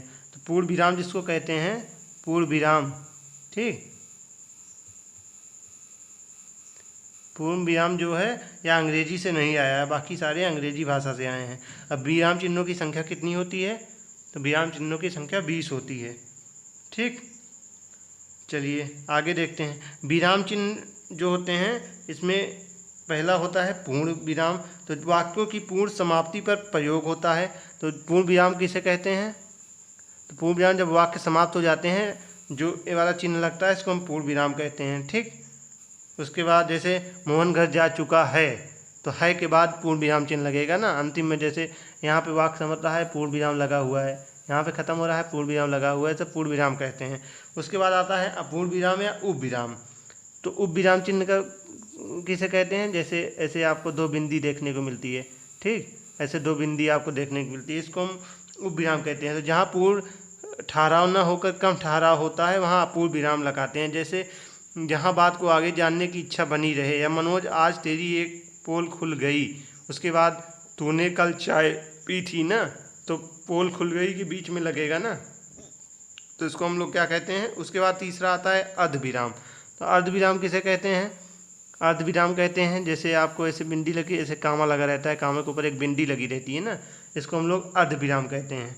तो अर्ध विराम में क्या होता है? जहाँ पर एक ही बात को आगे पढ़ाया जा रहा हो। जैसे हमें पता चला आज बहुत परेशान है, हमें यह भी पता चला है कि तुम्हारी एक गर्लफ्रेंड भी है, साथ में एक बात और पता चली है कि वो तुम्हें छोड़कर दूसरे के साथ भाग गई। ठीक, इसमें एक ही बात को कई बार पढ़ाया जा रहा है ना, तो इसको हम लोग अर्ध विराम कहते हैं। उसके बाद आता है अल्प विराम। तो अल्प विराम का चिन्ह क्या होता है? अल्प विराम का चिन्ह होता है कामा, जिसको इन्वर्टेड कामा कहते हैं। जहाँ बहुत ही अल्प समय के लिए ठहरा हो, वहाँ अल्प विराम लगाते हैं। जैसे समान संज्ञाओं के बीच, जैसे राम श्याम सुरेश दिल्ली गोवा। समान सर्वनाम के बीच, जैसे तुम मैं और वह के बीच में। समान विशेषण के बीच में, अच्छे ईमानदार कर्मठ और जुझारू के बीच में। ठीक, तो अगला आता है प्रश्नवाचक चिन्ह। तो प्रश्नवाचक चिन्ह किसे कहते हैं? जैसे इन्वर्टेड कामा में होता है, इसको हम प्रश्नवाचक चिन्ह कहते हैं। जहाँ प्रश्न पूछने के लिए, जहाँ क्या, कब, कैसे, क्यों आदि लगे हों, वहाँ पे प्रश्नवाचक चिन्ह लगाया जाता है। उसके बाद आता है विस्मय विधोधक चिन्ह। तो इसमें क्या होता है? विस्मय अधिबोधक चिन्ह में होता है, इसमें ऐसे एक लाइन होती है, नीचे बिंदी लगी रहती है। तो यहाँ कहाँ? जहाँ पे आश्चर्य, शाबाशी, दुख, हर्ष आदि व्यक्त करने की बात हो, वहाँ पे विस्मय विधोधक चिन्ह लगाया जाता है। ठीक, फिर आता है योजक चिन्ह। योजक चिन्ह में क्या होता है? योजक चिन्ह में से सीधी लाइन होती है। ठीक, जैसे माता पिता, ठीक, भाई बहन, ठीक, इन सब के बीच में योजक चिन्ह से लगता है। उसके बाद योजक के बाद कोष्टक चिन्ह होता है। कोष्टक आप सबको पता ही होगा, कोष्टक में ब्रैकेट हो गया। ठीक, तो ब्रैकेट में किसी चीज़ को जब ब्रैकेट में लिखते हैं, उसके बाद एक आता है लाघव चिन्ह। लाघव चिन्ह जैसे डॉक्टर, पंडित के ऊपर लगाया जाता है गोला, जिसको लाघव चिन्ह कहते हैं। उसके बाद विवरण चिन्ह आता है। ठीक, विवरण चिन्ह ऐसे दो बिंदी, उसके बाद ऐसे लाइन खींची जाती है, जैसे निबंध वगैरह में इसका हेडिंग में प्रयोग किया जाता है। ठीक, उसके बाद एक आता है, एक चिन्ह होता है लोप चिन्ह। जैसे ऐसे ऐसे लाइन लाइन करके बीच में कुछ लिखना रहता है, जैसे 2 4 6 8 के बाद पूरी संख्या, जैसे इवन सम संख्या पढ़ा रहे हैं तो उसके बाद पूरा लिखने के बजाय ऐसे ऐसे करके, मतलब आप लोग समझ लीजिए आगे, ऐसे नहीं होता, जिसको हम लोग कहते हैं लोप चिन्ह। उसके बाद लोप चिन्ह के बाद एक आता है त्रुटि हंसपद चिन्ह। हंसपद जैसे बीच में कोई वाक्य छूट जाता है तो उसको हम लोग हंस लगा के ऊपर लिख देते हैं। जैसे लिख रहे हैं राम है, तो बीच में आया छूट गया ना, तो बीच में ऐसे लगा के ऊपर आया लिख देते थे हम लोग पहले, याद होगा आप तो। इसी को हम लोग कहते हैं त्रुटि हंसपद। ठीक, उसके बाद पुनरावृत्ति चिन्ह होता है। पुनरावृत्ति का मतलब जो आपको डबल इन्वर्टेड कामा ऐसे देखने को ऊपर मिलता है ना, इसका मतलब जैसे एक ही चीज़ लिखी रहती है। जैसे राम लिखा है, राम खेल रहा है। ठीक, राम खेल रहा है। उसके बाद मोहन खेल, तो खेल के जगह कामा लगा रहा है, कामा लगा दो, एक ही वक्त बार बार लिखो, कामा लगा। फिर उद्धरण चिन्ह आता है। उद्धरण चिन्ह क्या होता है, ऐसे आपको 2 कामा ऐसे ब्रैकेट में रहेगा या ब्रैकेट में आपको 2 कामा ऐसे मिलेंगे, ठीक। उसके लिए पढ़ाई तो काला अक्षर महेश बराबर किसी विशेष वाक्य के लिए इसका प्रयोग किया जाता है, ठीक। तो आप लोग समझ गए होंगे विराम चिन्ह के बारे में। ऐसे ही प्रश्न बनते हैं आपको, मैंने सारे विराम चिन्ह आपको करवा दिए, ठीक। जैसे आपको पूछा गया है विस्मय आदि बोधक चिन्ह किसे कहते हैं, अभी मैंने बताया था विस्मय आदि बोधक चिन्ह किसे कहते हैं। हाँ, हर्ष किसके लिए विस्मय आदि बोधक चिन्ह का प्रयोग किया जाता है बताइए। हर्ष, आश्चर्य, दुख, हर्ष, आश्चर्य, शाबाशी के लिए किया जाता है ना। फिर हंसपद पूछा गया है, अभी हमने हंसपद को भी बताया। जब लिखने की भूल हो जाए तो उसमें हंसपद का प्रयोग किया जाता है। जैसे राकेश बुद्धिमान लड़का है, तो बहुत ही भूल गए तो ऊपर बहुत ऐसे लगा दिया जाएगा, बहुत ना, इसी को हम हंसपद कहते हैं। आप लोग हंसपद भी समझ गए होंगे, ठीक। अब बात करते हैं मात्रा किसे कहते हैं। तो व्यंजन के साथ स्वर को मिलाने के लिए जो चिन्ह जोड़ा जाता है उसे मात्रा कहलाता है। अस्वर की कोई मात्रा नहीं होती, सभी व्यंजनों में जुड़ जाता है। प्रश्नसूचक चिन्ह का प्रयोग कहाँ किया जाता है, जहाँ क्या कब कैसे प्रश्न आदि हो वहाँ पे किया जाता है। समसामयिक पद किसे कहते हैं, जब 2 या 2 से अधिक शब्दों से मिलकर एक शब्द बनता है तो उसे हम समासिक पद कहते हैं। जैसे चाय नाश्ता, रोजी रोटी, पढ़ाई लिखाई। उपसर्ग और प्रत्यय क्या अंतर होता है, अभी हमने ऊपर पढ़ा भी था। उपसर्ग में आगे जुड़ते हैं, प्रत्यय में पीछे जुड़ता है, ठीक। जैसे उपसर्ग आ है, मूल शब्द मर है, तो मर के आगे जुड़ गया उपसर्ग, अमर हो गया। क्रमण है, आगे अति जुड़ गया, अतिक्रमण हो गया। गुच्छा है, गुच्छा का आगे गल उपसर्ग जुड़ गया, गल गुच्छा हो गया। इसी को हम लोग उपसर्ग कहते हैं। प्रत्यय में क्या होता है, जैसे शब्द दिया गया है अधि, पीछे शब्दांश हो गया कित, अधिकृत हो गया प्रत्यय। अनुक्रम शब्द दिया गया है, पीछे ऋ का जुड़ गया, अनुक्रमिका हो गया, ठीक। इसी को हम लोग प्रत्यय कहते हैं। तो आप लोग उपसर्ग प्रत्यय समझ गए होंगे, अभी ऊपर हमने पढ़ा भी था, ठीक। चलिए अब हम लोग समास देखते हैं, ठीक। तो समास किसे कहते हैं, समास का शाब्दिक अर्थ होता है संक्षेप में लिखना। 2 या 2 से अधिक शब्दों से मेल से बना सार्थक शब्द समासिक शब्द कहलाता है या समासपद कहलाता है। जैसे राम कटोरी, समासपद समासिक पद। जैसे गगनचुंबी, तो समासपद समासिक शब्द हो गया है ना। अब बात करते हैं समास के भेद। तो समास के 6 भेद होते हैं। अव्ययीभाव समास, तत्पुरुष समास, कर्मधारय समास, द्विगु समास, द्वंद्व समास, बहुब्रीहि समास, ठीक। कितने होते हैं, 6 होते हैं। अव्ययीभाव समास, कर्मधारय समास, उसके बाद द्वंद्व समास, तत्पुरुष समास, द्विगु समास, बहुब्रीहि समास, ठीक। चलिए फिर समास देख लेते हैं। ट्रिक के साथ देखेंगे, ज़बरदस्त तरीका देखेंगे, समास आप लोग आसानी से समझ जाएंगे। तो समास जो होता है कुल 6 प्रकार से होते हैं। कौन कौन से, द्वंद्व समास, द्विगु समास, तत्पुरुष समास, कर्मधारय समास, अव्ययीभाव समास, बहुब्रीहि समास। तो द्वंद्व समास, द्विगु समास, तत्पुरुष समास, कर्मधारय समास, अव्ययीभाव समास, बहुब्रीहि समास। चलिए,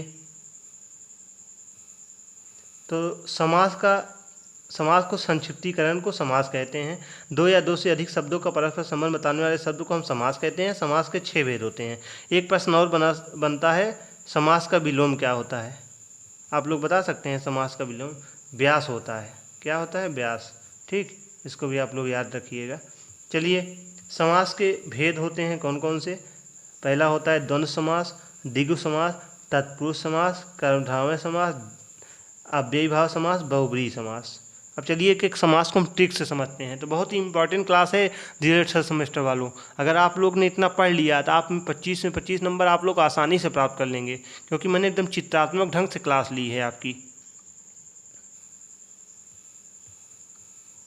जिस द्वंद्व समास, पहला है द्वंद्व समास। तो जिस समास में पूर्व पद और उत्तर पद दोनों ही प्रधान होते हैं, द्वंद्व समास कहते हैं। तो जिस समास में पूर्व पद और उत्तर पद दोनों ही प्रधान होते हैं, द्वंद्व समास कहते हैं। इसकी ट्रिक क्या होती है, द्वंद्व समास में अधिकतम योजक चिन्ह का लोप होता है। अधिकतम योजक चिन्ह का लोप होता है। दूसरी ट्रिक क्या होती है, द्वंद्व समास में और विभक्ति का लोप होता है। तो जिस समास में पूर्व पद और उत्तर पद दोनों ही प्रधान होते हैं उसमें द्वंद्व समास कहते हैं। इसकी ट्रिक होती है, द्वंद्व समास में अधिकतम योजक चिन्ह का लोप होता है। इसकी दूसरी ट्रिक इसकी होती है, द्वंद्व समास में और विभक्ति का लोप होता है।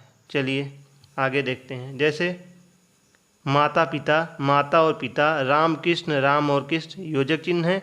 और एक चीज़ और याद रखिएगा, एक पहला शब्द दूसरे का विलोम होना चाहिए। ठीक, अगर ऐसे दिया रहेगा भाई डैश भाई भाई, तो क्या ये द्वंद्व समास होगा? बताइए आप लोग।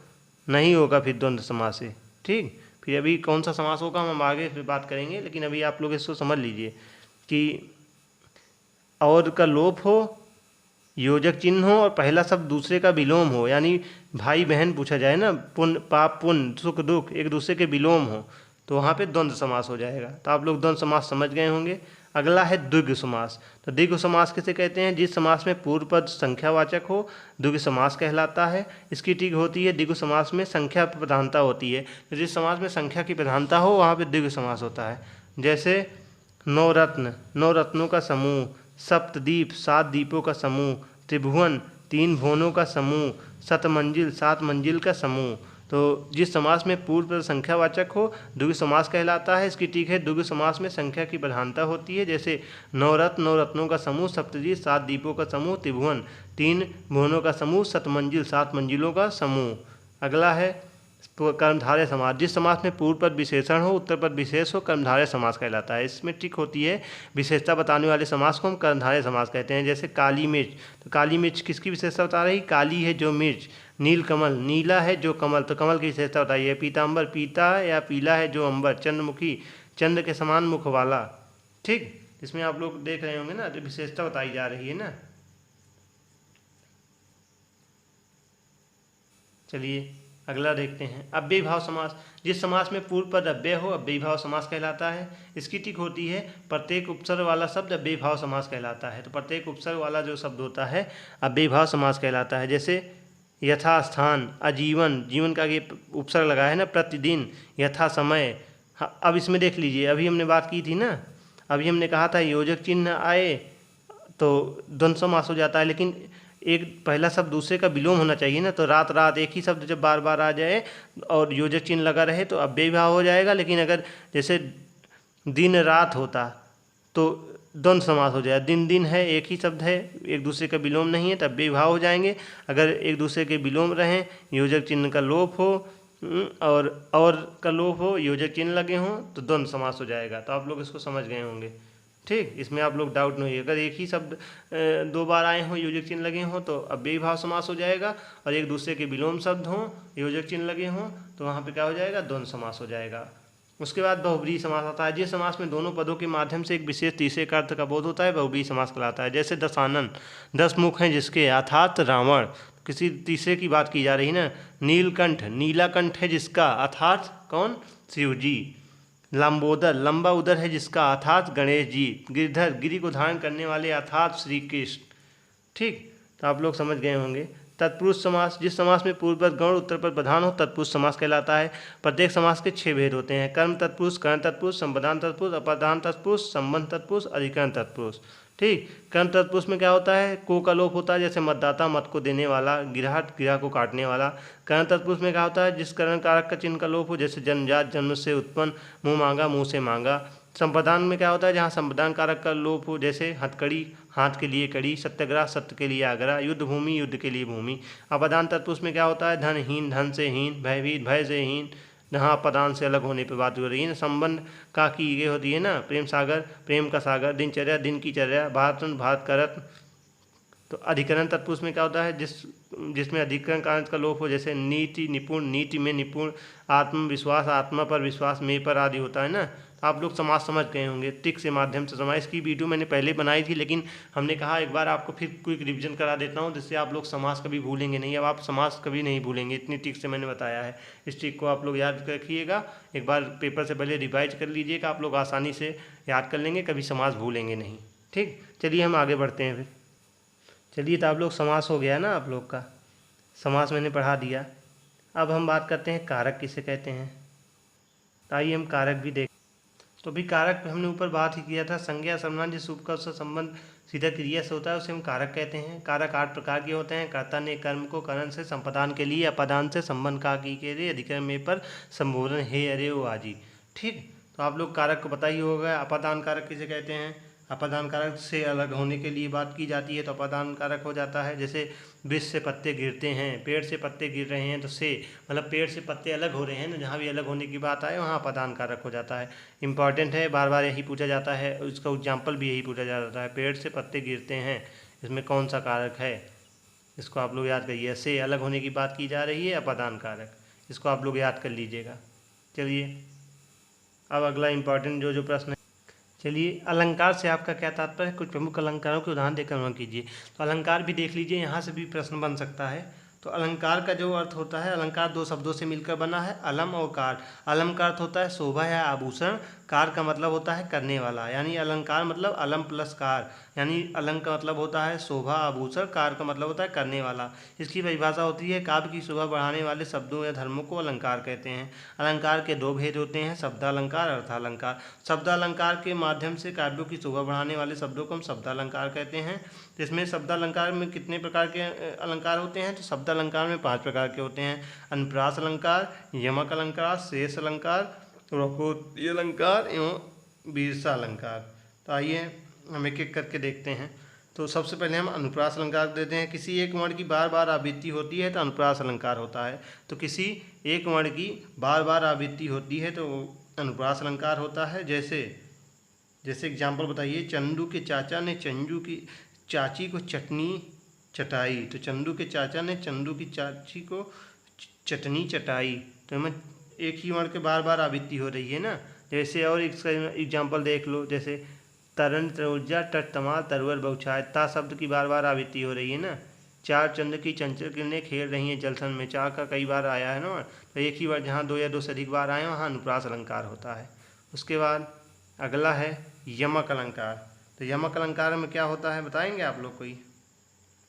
यमक अलंकार का होता है जहाँ एक शब्द 2 या 2 से अधिक बार आए परंतु अर्थ भिन्न हो, वहाँ यमक अलंकार होता है। तो यमक अलंकार कहाँ होता है? जहाँ एक शब्द 2 या 2 से अधिक बार आए, हर बार उनका अर्थ भिन्न भिन्न हो। जैसे काली घटा का घमंड घटा, काली घटा का घमंड घटा। तो पहला घटा का अर्थ है बादल, दूसरे घटा का अर्थ है कम होना। जैसे 3 बेर खाती थी, वो 3 बेर खाती थी। ठीक, तो इसमें तीनों के अलग है।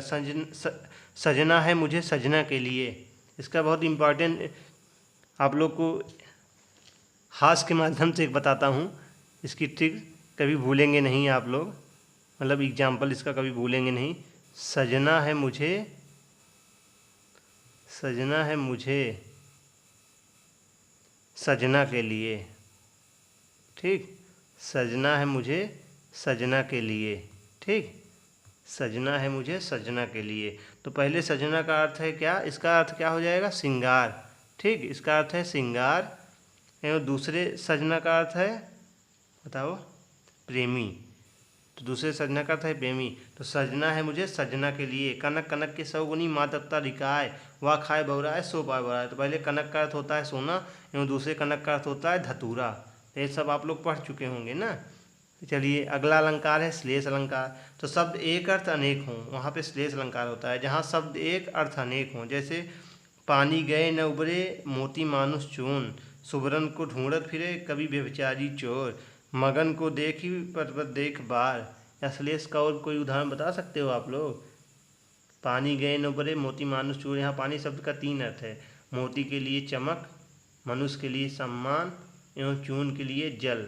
ठीक, उसके बाद अगला आता है उपमा अलंकार। जहाँ किसी वस्तु की उससे अधिक प्रसिद्ध तथा प्रचलित वस्तु से गुण धर्म स्वरूप आधार समानता की जाए, वहाँ उपमा अलंकार होता है। जिसका समता किसी दूसरे से की जाती है उसे उपमेय उपमान कहते हैं। इसके 4 अंग होते हैं, उपमेय, उपमान, वाचक शब्द, साधारण शब्द। जैसे पीपर पात सरिस मन डोला, यहाँ मन की उपमा पीपर के पत्ते से की जा रही है। यहाँ मन उपमेय, पीपर पात उपमान, सरिस वाचक शब्द, डोला साधारण धर्म है। ठीक, अगला है रूपक अलंकार। जहाँ उपमेय में उपमान की आरोप किया जाए वहाँ रूपक अलंकार होता है। जैसे हरिमुख मधुर मयंक। उसके बाद अगला है उत्प्रेक्षा अलंकार। जहाँ समान गुणों के आधार पर उपमेय और उपमान में एकता की कल्पना की जाए वहाँ उत्प्रेक्षा अलंकार होता है। जैसे इसका एग्जाम्पल है जैसे मनु मानो जनु जानो आदि आए, वहाँ पे उत्प्रेक्षा अलंकार होता है। ठीक, अब हम श्रृंगार के बारे में बात करते हैं। चलिए अब अगला प्रश्न है वियोग श्रृंगार का कोई उदाहरण दीजिए। तो अब हम पूरा रस ही देख लेते हैं, क्योंकि मैंने जितना भी प्रश्न बना है हमको पूरा प्रश्न देखा है। अगर कारक से पूछा गया है तो मैंने पूरा कारक बताया, समास पूछा गया है तो मैंने पूरा समास पढ़ा दिया। मतलब हिंदी से जितने भी इम्पॉर्टेंट जहाँ जहाँ से प्रश्न बनते हैं मैंने उसको पूरा टॉपिक पढ़ा दिया, ताकि आपसे कहीं से भी प्रश्न बने तो आप लोग आसानी से सॉल्व कर लो। अब रस से पूछा जा रहा है तो पूरा रस देख लीजिए। रस का अर्थ होता है आनंद। रस का क्या अर्थ होता है? रस का अर्थ होता है आनंद। ठीक, रस का अर्थ होता है आनंद। ठीक, रस का होता है आनंद। इसकी परिभाषा क्या होती है? किसी काव्य को पढ़कर या सुनकर या किसी दृश्य को देखकर जो आनंद की अनुभूति होती है उसे हम रस कहते हैं। तो मतलब जिससे आनंद की अनुभूति हो उसे रस कहते हैं, सीधे शब्दों में। ठीक, ऐसा पढ़ाऊंगा ना कि डीएलएड में आप कभी भी बैक नहीं लगेगा आपका। अगर आप टीचिंग लाइन की तैयारी कर रहे हैं तो हमारे चैनल को सब्सक्राइब जरूर करिए। मेरा वादा है आप कभी भी कोई भी एग्ज़ाम होगा ऐसी ट्रिक से पढ़ाऊंगा ना कि आप कभी भूलोगे नहीं। ठीक, तो भरत मुनि जी के अनुसार रस 8 प्रकार के होते हैं। तो रस कितने प्रकार के होते हैं? रस 8 प्रकार के होते हैं। ठीक, रस 8 प्रकार के होते हैं। ठीक, किसके अनुसार? भरत मुनि के अनुसार। ठीक, कौन कौन से होते हैं? पहला होता है श्रृंगार रस, दूसरा होता है वीर रस, तीसरा होता है हास्य रस, चौथा होता है करुण रस, पांचवां होता है भयानक रस, छठवां होता है भीभत्स रस, सातवां होता है रौद्र रस, आठवां होता है अद्भुत रस, नौवां शांत रस। बाद में जुड़े हैं, ये बाद में जुड़े हैं, इनको भी देख लीजिए। नौवां होता है शांत रस, 10वां होता है वात्सल रस, 11वां होता है भक्ति रस, जिनको श्रृंगार रस में कर दिया गया है। ठीक, ये श्रृंगार में ही माने जाते हैं। तो रस, लेकिन रस मेन जो होते हैं 8 प्रकार के होते हैं, बाद में 2 और जोड़ा गया 3, लेकिन हमको 8 मेन समझ के रखिए। श्रृंगार रस को हम रसराज भी कहते हैं। ठीक, तो रस के अंग कितने होते हैं? रस के 4 अंग होते हैं। कौन कौन से? अस्थाई भाव, विभाव, अनुभाव, संचारी भाव। ठीक, आइए अब हम एक एक रस को देखते हैं। रस का स्थायी भाव देख लेते हैं। तो रस का जो स्थायी भाव होता है, श्रृंगार रस का क्या होता है पता है? श्रृंगार का होता है रति। क्या होता है? श्रृंगार का रति। वीर का क्या होता है? वीर का होता है उत्साह। क्या? उत्साह, वीर का उत्साह। उसके बाद हास्य का हास। ठीक, हास्य का हास। ठीक, चलिए और देखते हैं। करुण का क्या होता है? करुण का शोक। करुण का शोक। करुण के बाद भयानक का भय। भयानक का भय। भयानक का भय। उसके बाद भीभत्स का जुगुप्सा। भीभत्स का क्या हो जाएगा? जुगुप्सा। ठीक, या घृणा। उसके बाद ऐसे रौद्र का क्रोध, अद्भुत का विस्मय या आश्चर्य, शांत का निर्वेद, वात्सल का वत्सल, भक्ति का भक्ति, ईश्वर की भक्ति। तो 4 अंग होते हैं, स्थायी भाव, विभाव, अनुभाव, संचारी भाव। आगे ही चारों से आप परिभाषा बना सकते हैं। ठीक, तो आप लोग रस भी समझ गए होंगे। चलिए, जैसे कि श्रृंगार रस का पूछा जाए तो आप लोग श्रृंगार रस की परिभाषा कैसे बताएंगे? बताइए, श्रृंगार रस की परिभाषा आप लोग बताइए मुझे। जहाँ विभाव, अनुभाव और संचारी भाव के सहयोग से श्रृंगार रस का क्या होता है?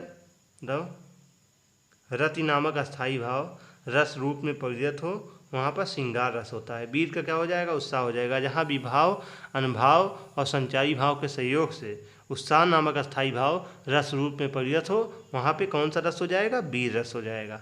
ठीक, तो आप लोग रस समझ गए होंगे। पूरा मैंने टॉपिक से जो जो ग्रामर से जहाँ से पूछे जाते हैं, ग्रामर की तो मेरे पास इतनी अच्छी ट्रिकें हैं ना कि आप लोग नोट्स, अभी तो आप लोग डीएलएड 3rd सेमेस्टर तैयारी कर लीजिए। जब आप लोग सीटेट, यूपीटेट की तैयारी करेंगे ना तो उसमें आपको बहुत अच्छे से पढ़ाएंगे हम। तो आप लोग चैनल को हमारे सब्सक्राइब जरूर करिएगा।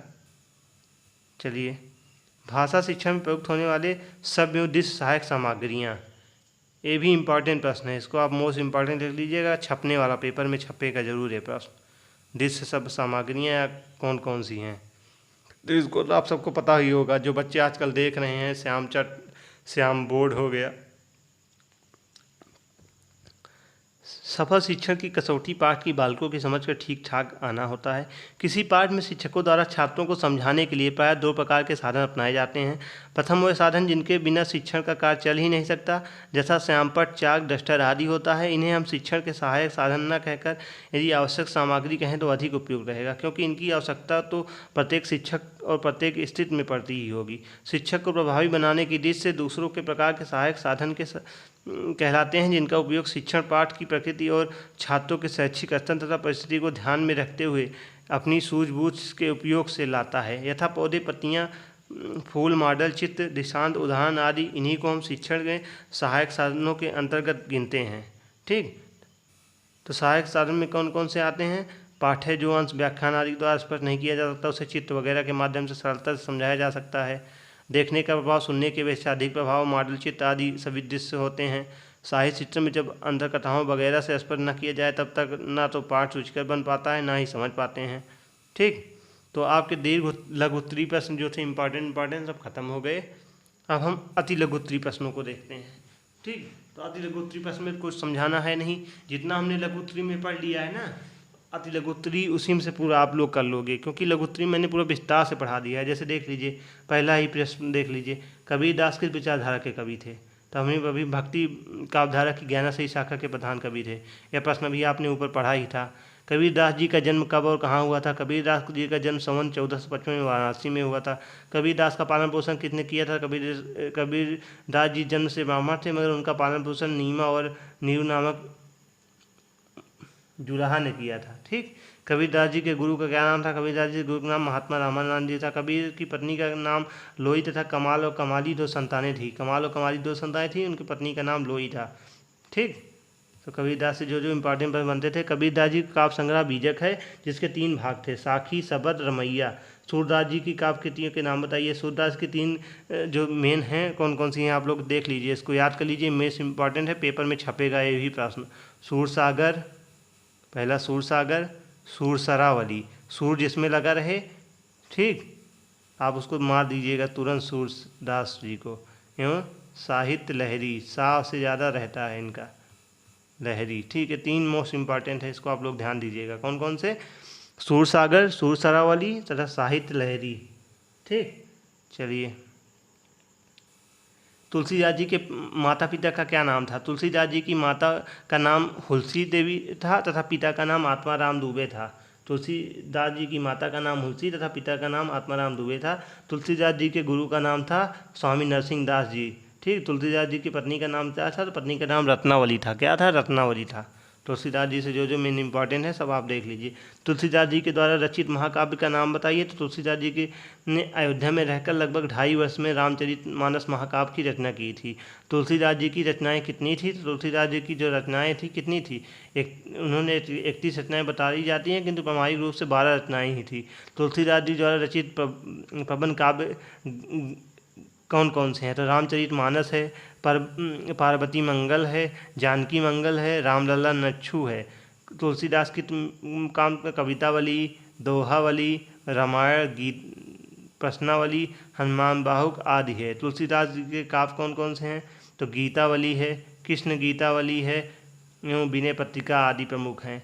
बिहारी जी के काव्यधारा के कवि कौन थे? तो बिहारी जी रीतिकाल काव्यधारा के सर्वश्रेष्ठ कवि थे। बिहारी जी का जन्म कब और कहाँ हुआ था? बिहारी जी का जन्म 1603 ग्वालियर मध्य प्रदेश से वसुआ गोविंदपुर में हुआ था। बिहारी जी के गुरु कौन थे? तो बिहारी जी के गुरु लाला नरहरि दास जी थे।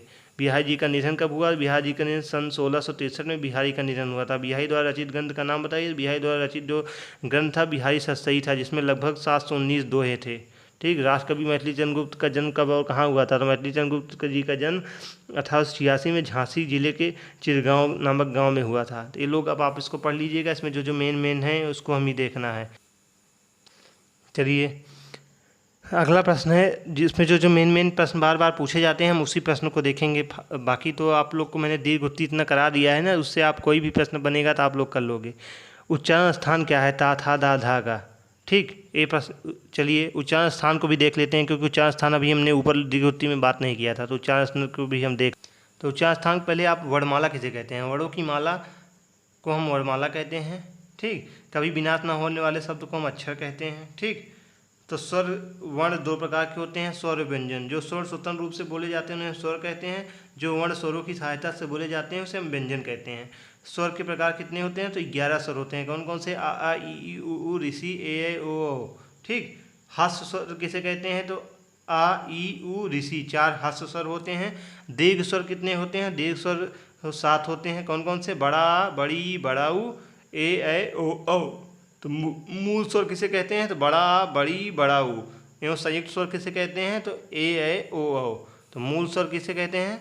मूल स्वर कहते हैं बड़ा, बड़ी, बड़ाऊ। इसको हम मूल स्वर कहते हैं। ठीक, मूल स्वर। और वहीं संयुक्त स्वर किसे कहते हैं? तो संयुक्त स्वर हम कहते हैं ए ओ औ। ठीक, समझ गए होंगे। उसके बाद जीभ के आधार पर स्वरों का जो वर्गीकरण है, अग्र स्वर, मध्य स्वर, पश्च स्वर। ठीक, इससे आपका प्रश्न बनेगा नहीं ज़्यादा, आपका प्रश्न बनेगा अंतस्थ व्यंजन किसे कहते हैं। नहीं, आप लोग इससे पहले स्पर्श व्यंजन किसे कहते हैं उसको देख लीजिए।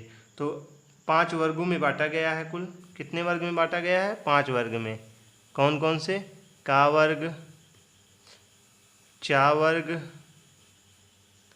टा वर्ग, टा वर्ग, पा वर्ग। ठीक, का तो हर वर्ग में 5-5 व्यंजन है। जैसे का वर्ग में का, खा, गा, घा, अंगा। चा वर्ग में चा, छा, जा, झा, इया। टा वर्ग में टा, ठा, डा, ढा, अड़ा। ता वर्ग में ता, था, दा, धा, ना। पा वर्ग में पा, फा, बा, भा, मा। टोटल कितने हुए? जोड़िए आप लोग, 5-5 करके 25 हो गए। ठीक। उच्छिष्ट व्यंजन किसे कहते हैं? प्रश्न यह भी बहुत पूछा जाता है। तो उच्छिष्ट व्यंजन किसे कहते हैं? ये जो डा है और ये आपका जो ढा है, इसी को हम लोग क्या कहते हैं? उच्छिष्ट व्यंजन कहते हैं। कौन सा व्यंजन? उच्छिष्ट व्यंजन। ठीक, उच्छिष्ट व्यंजन इसको कहते हैं, डा और ढा को। ठीक, इसी में और प्रश्न बनता है।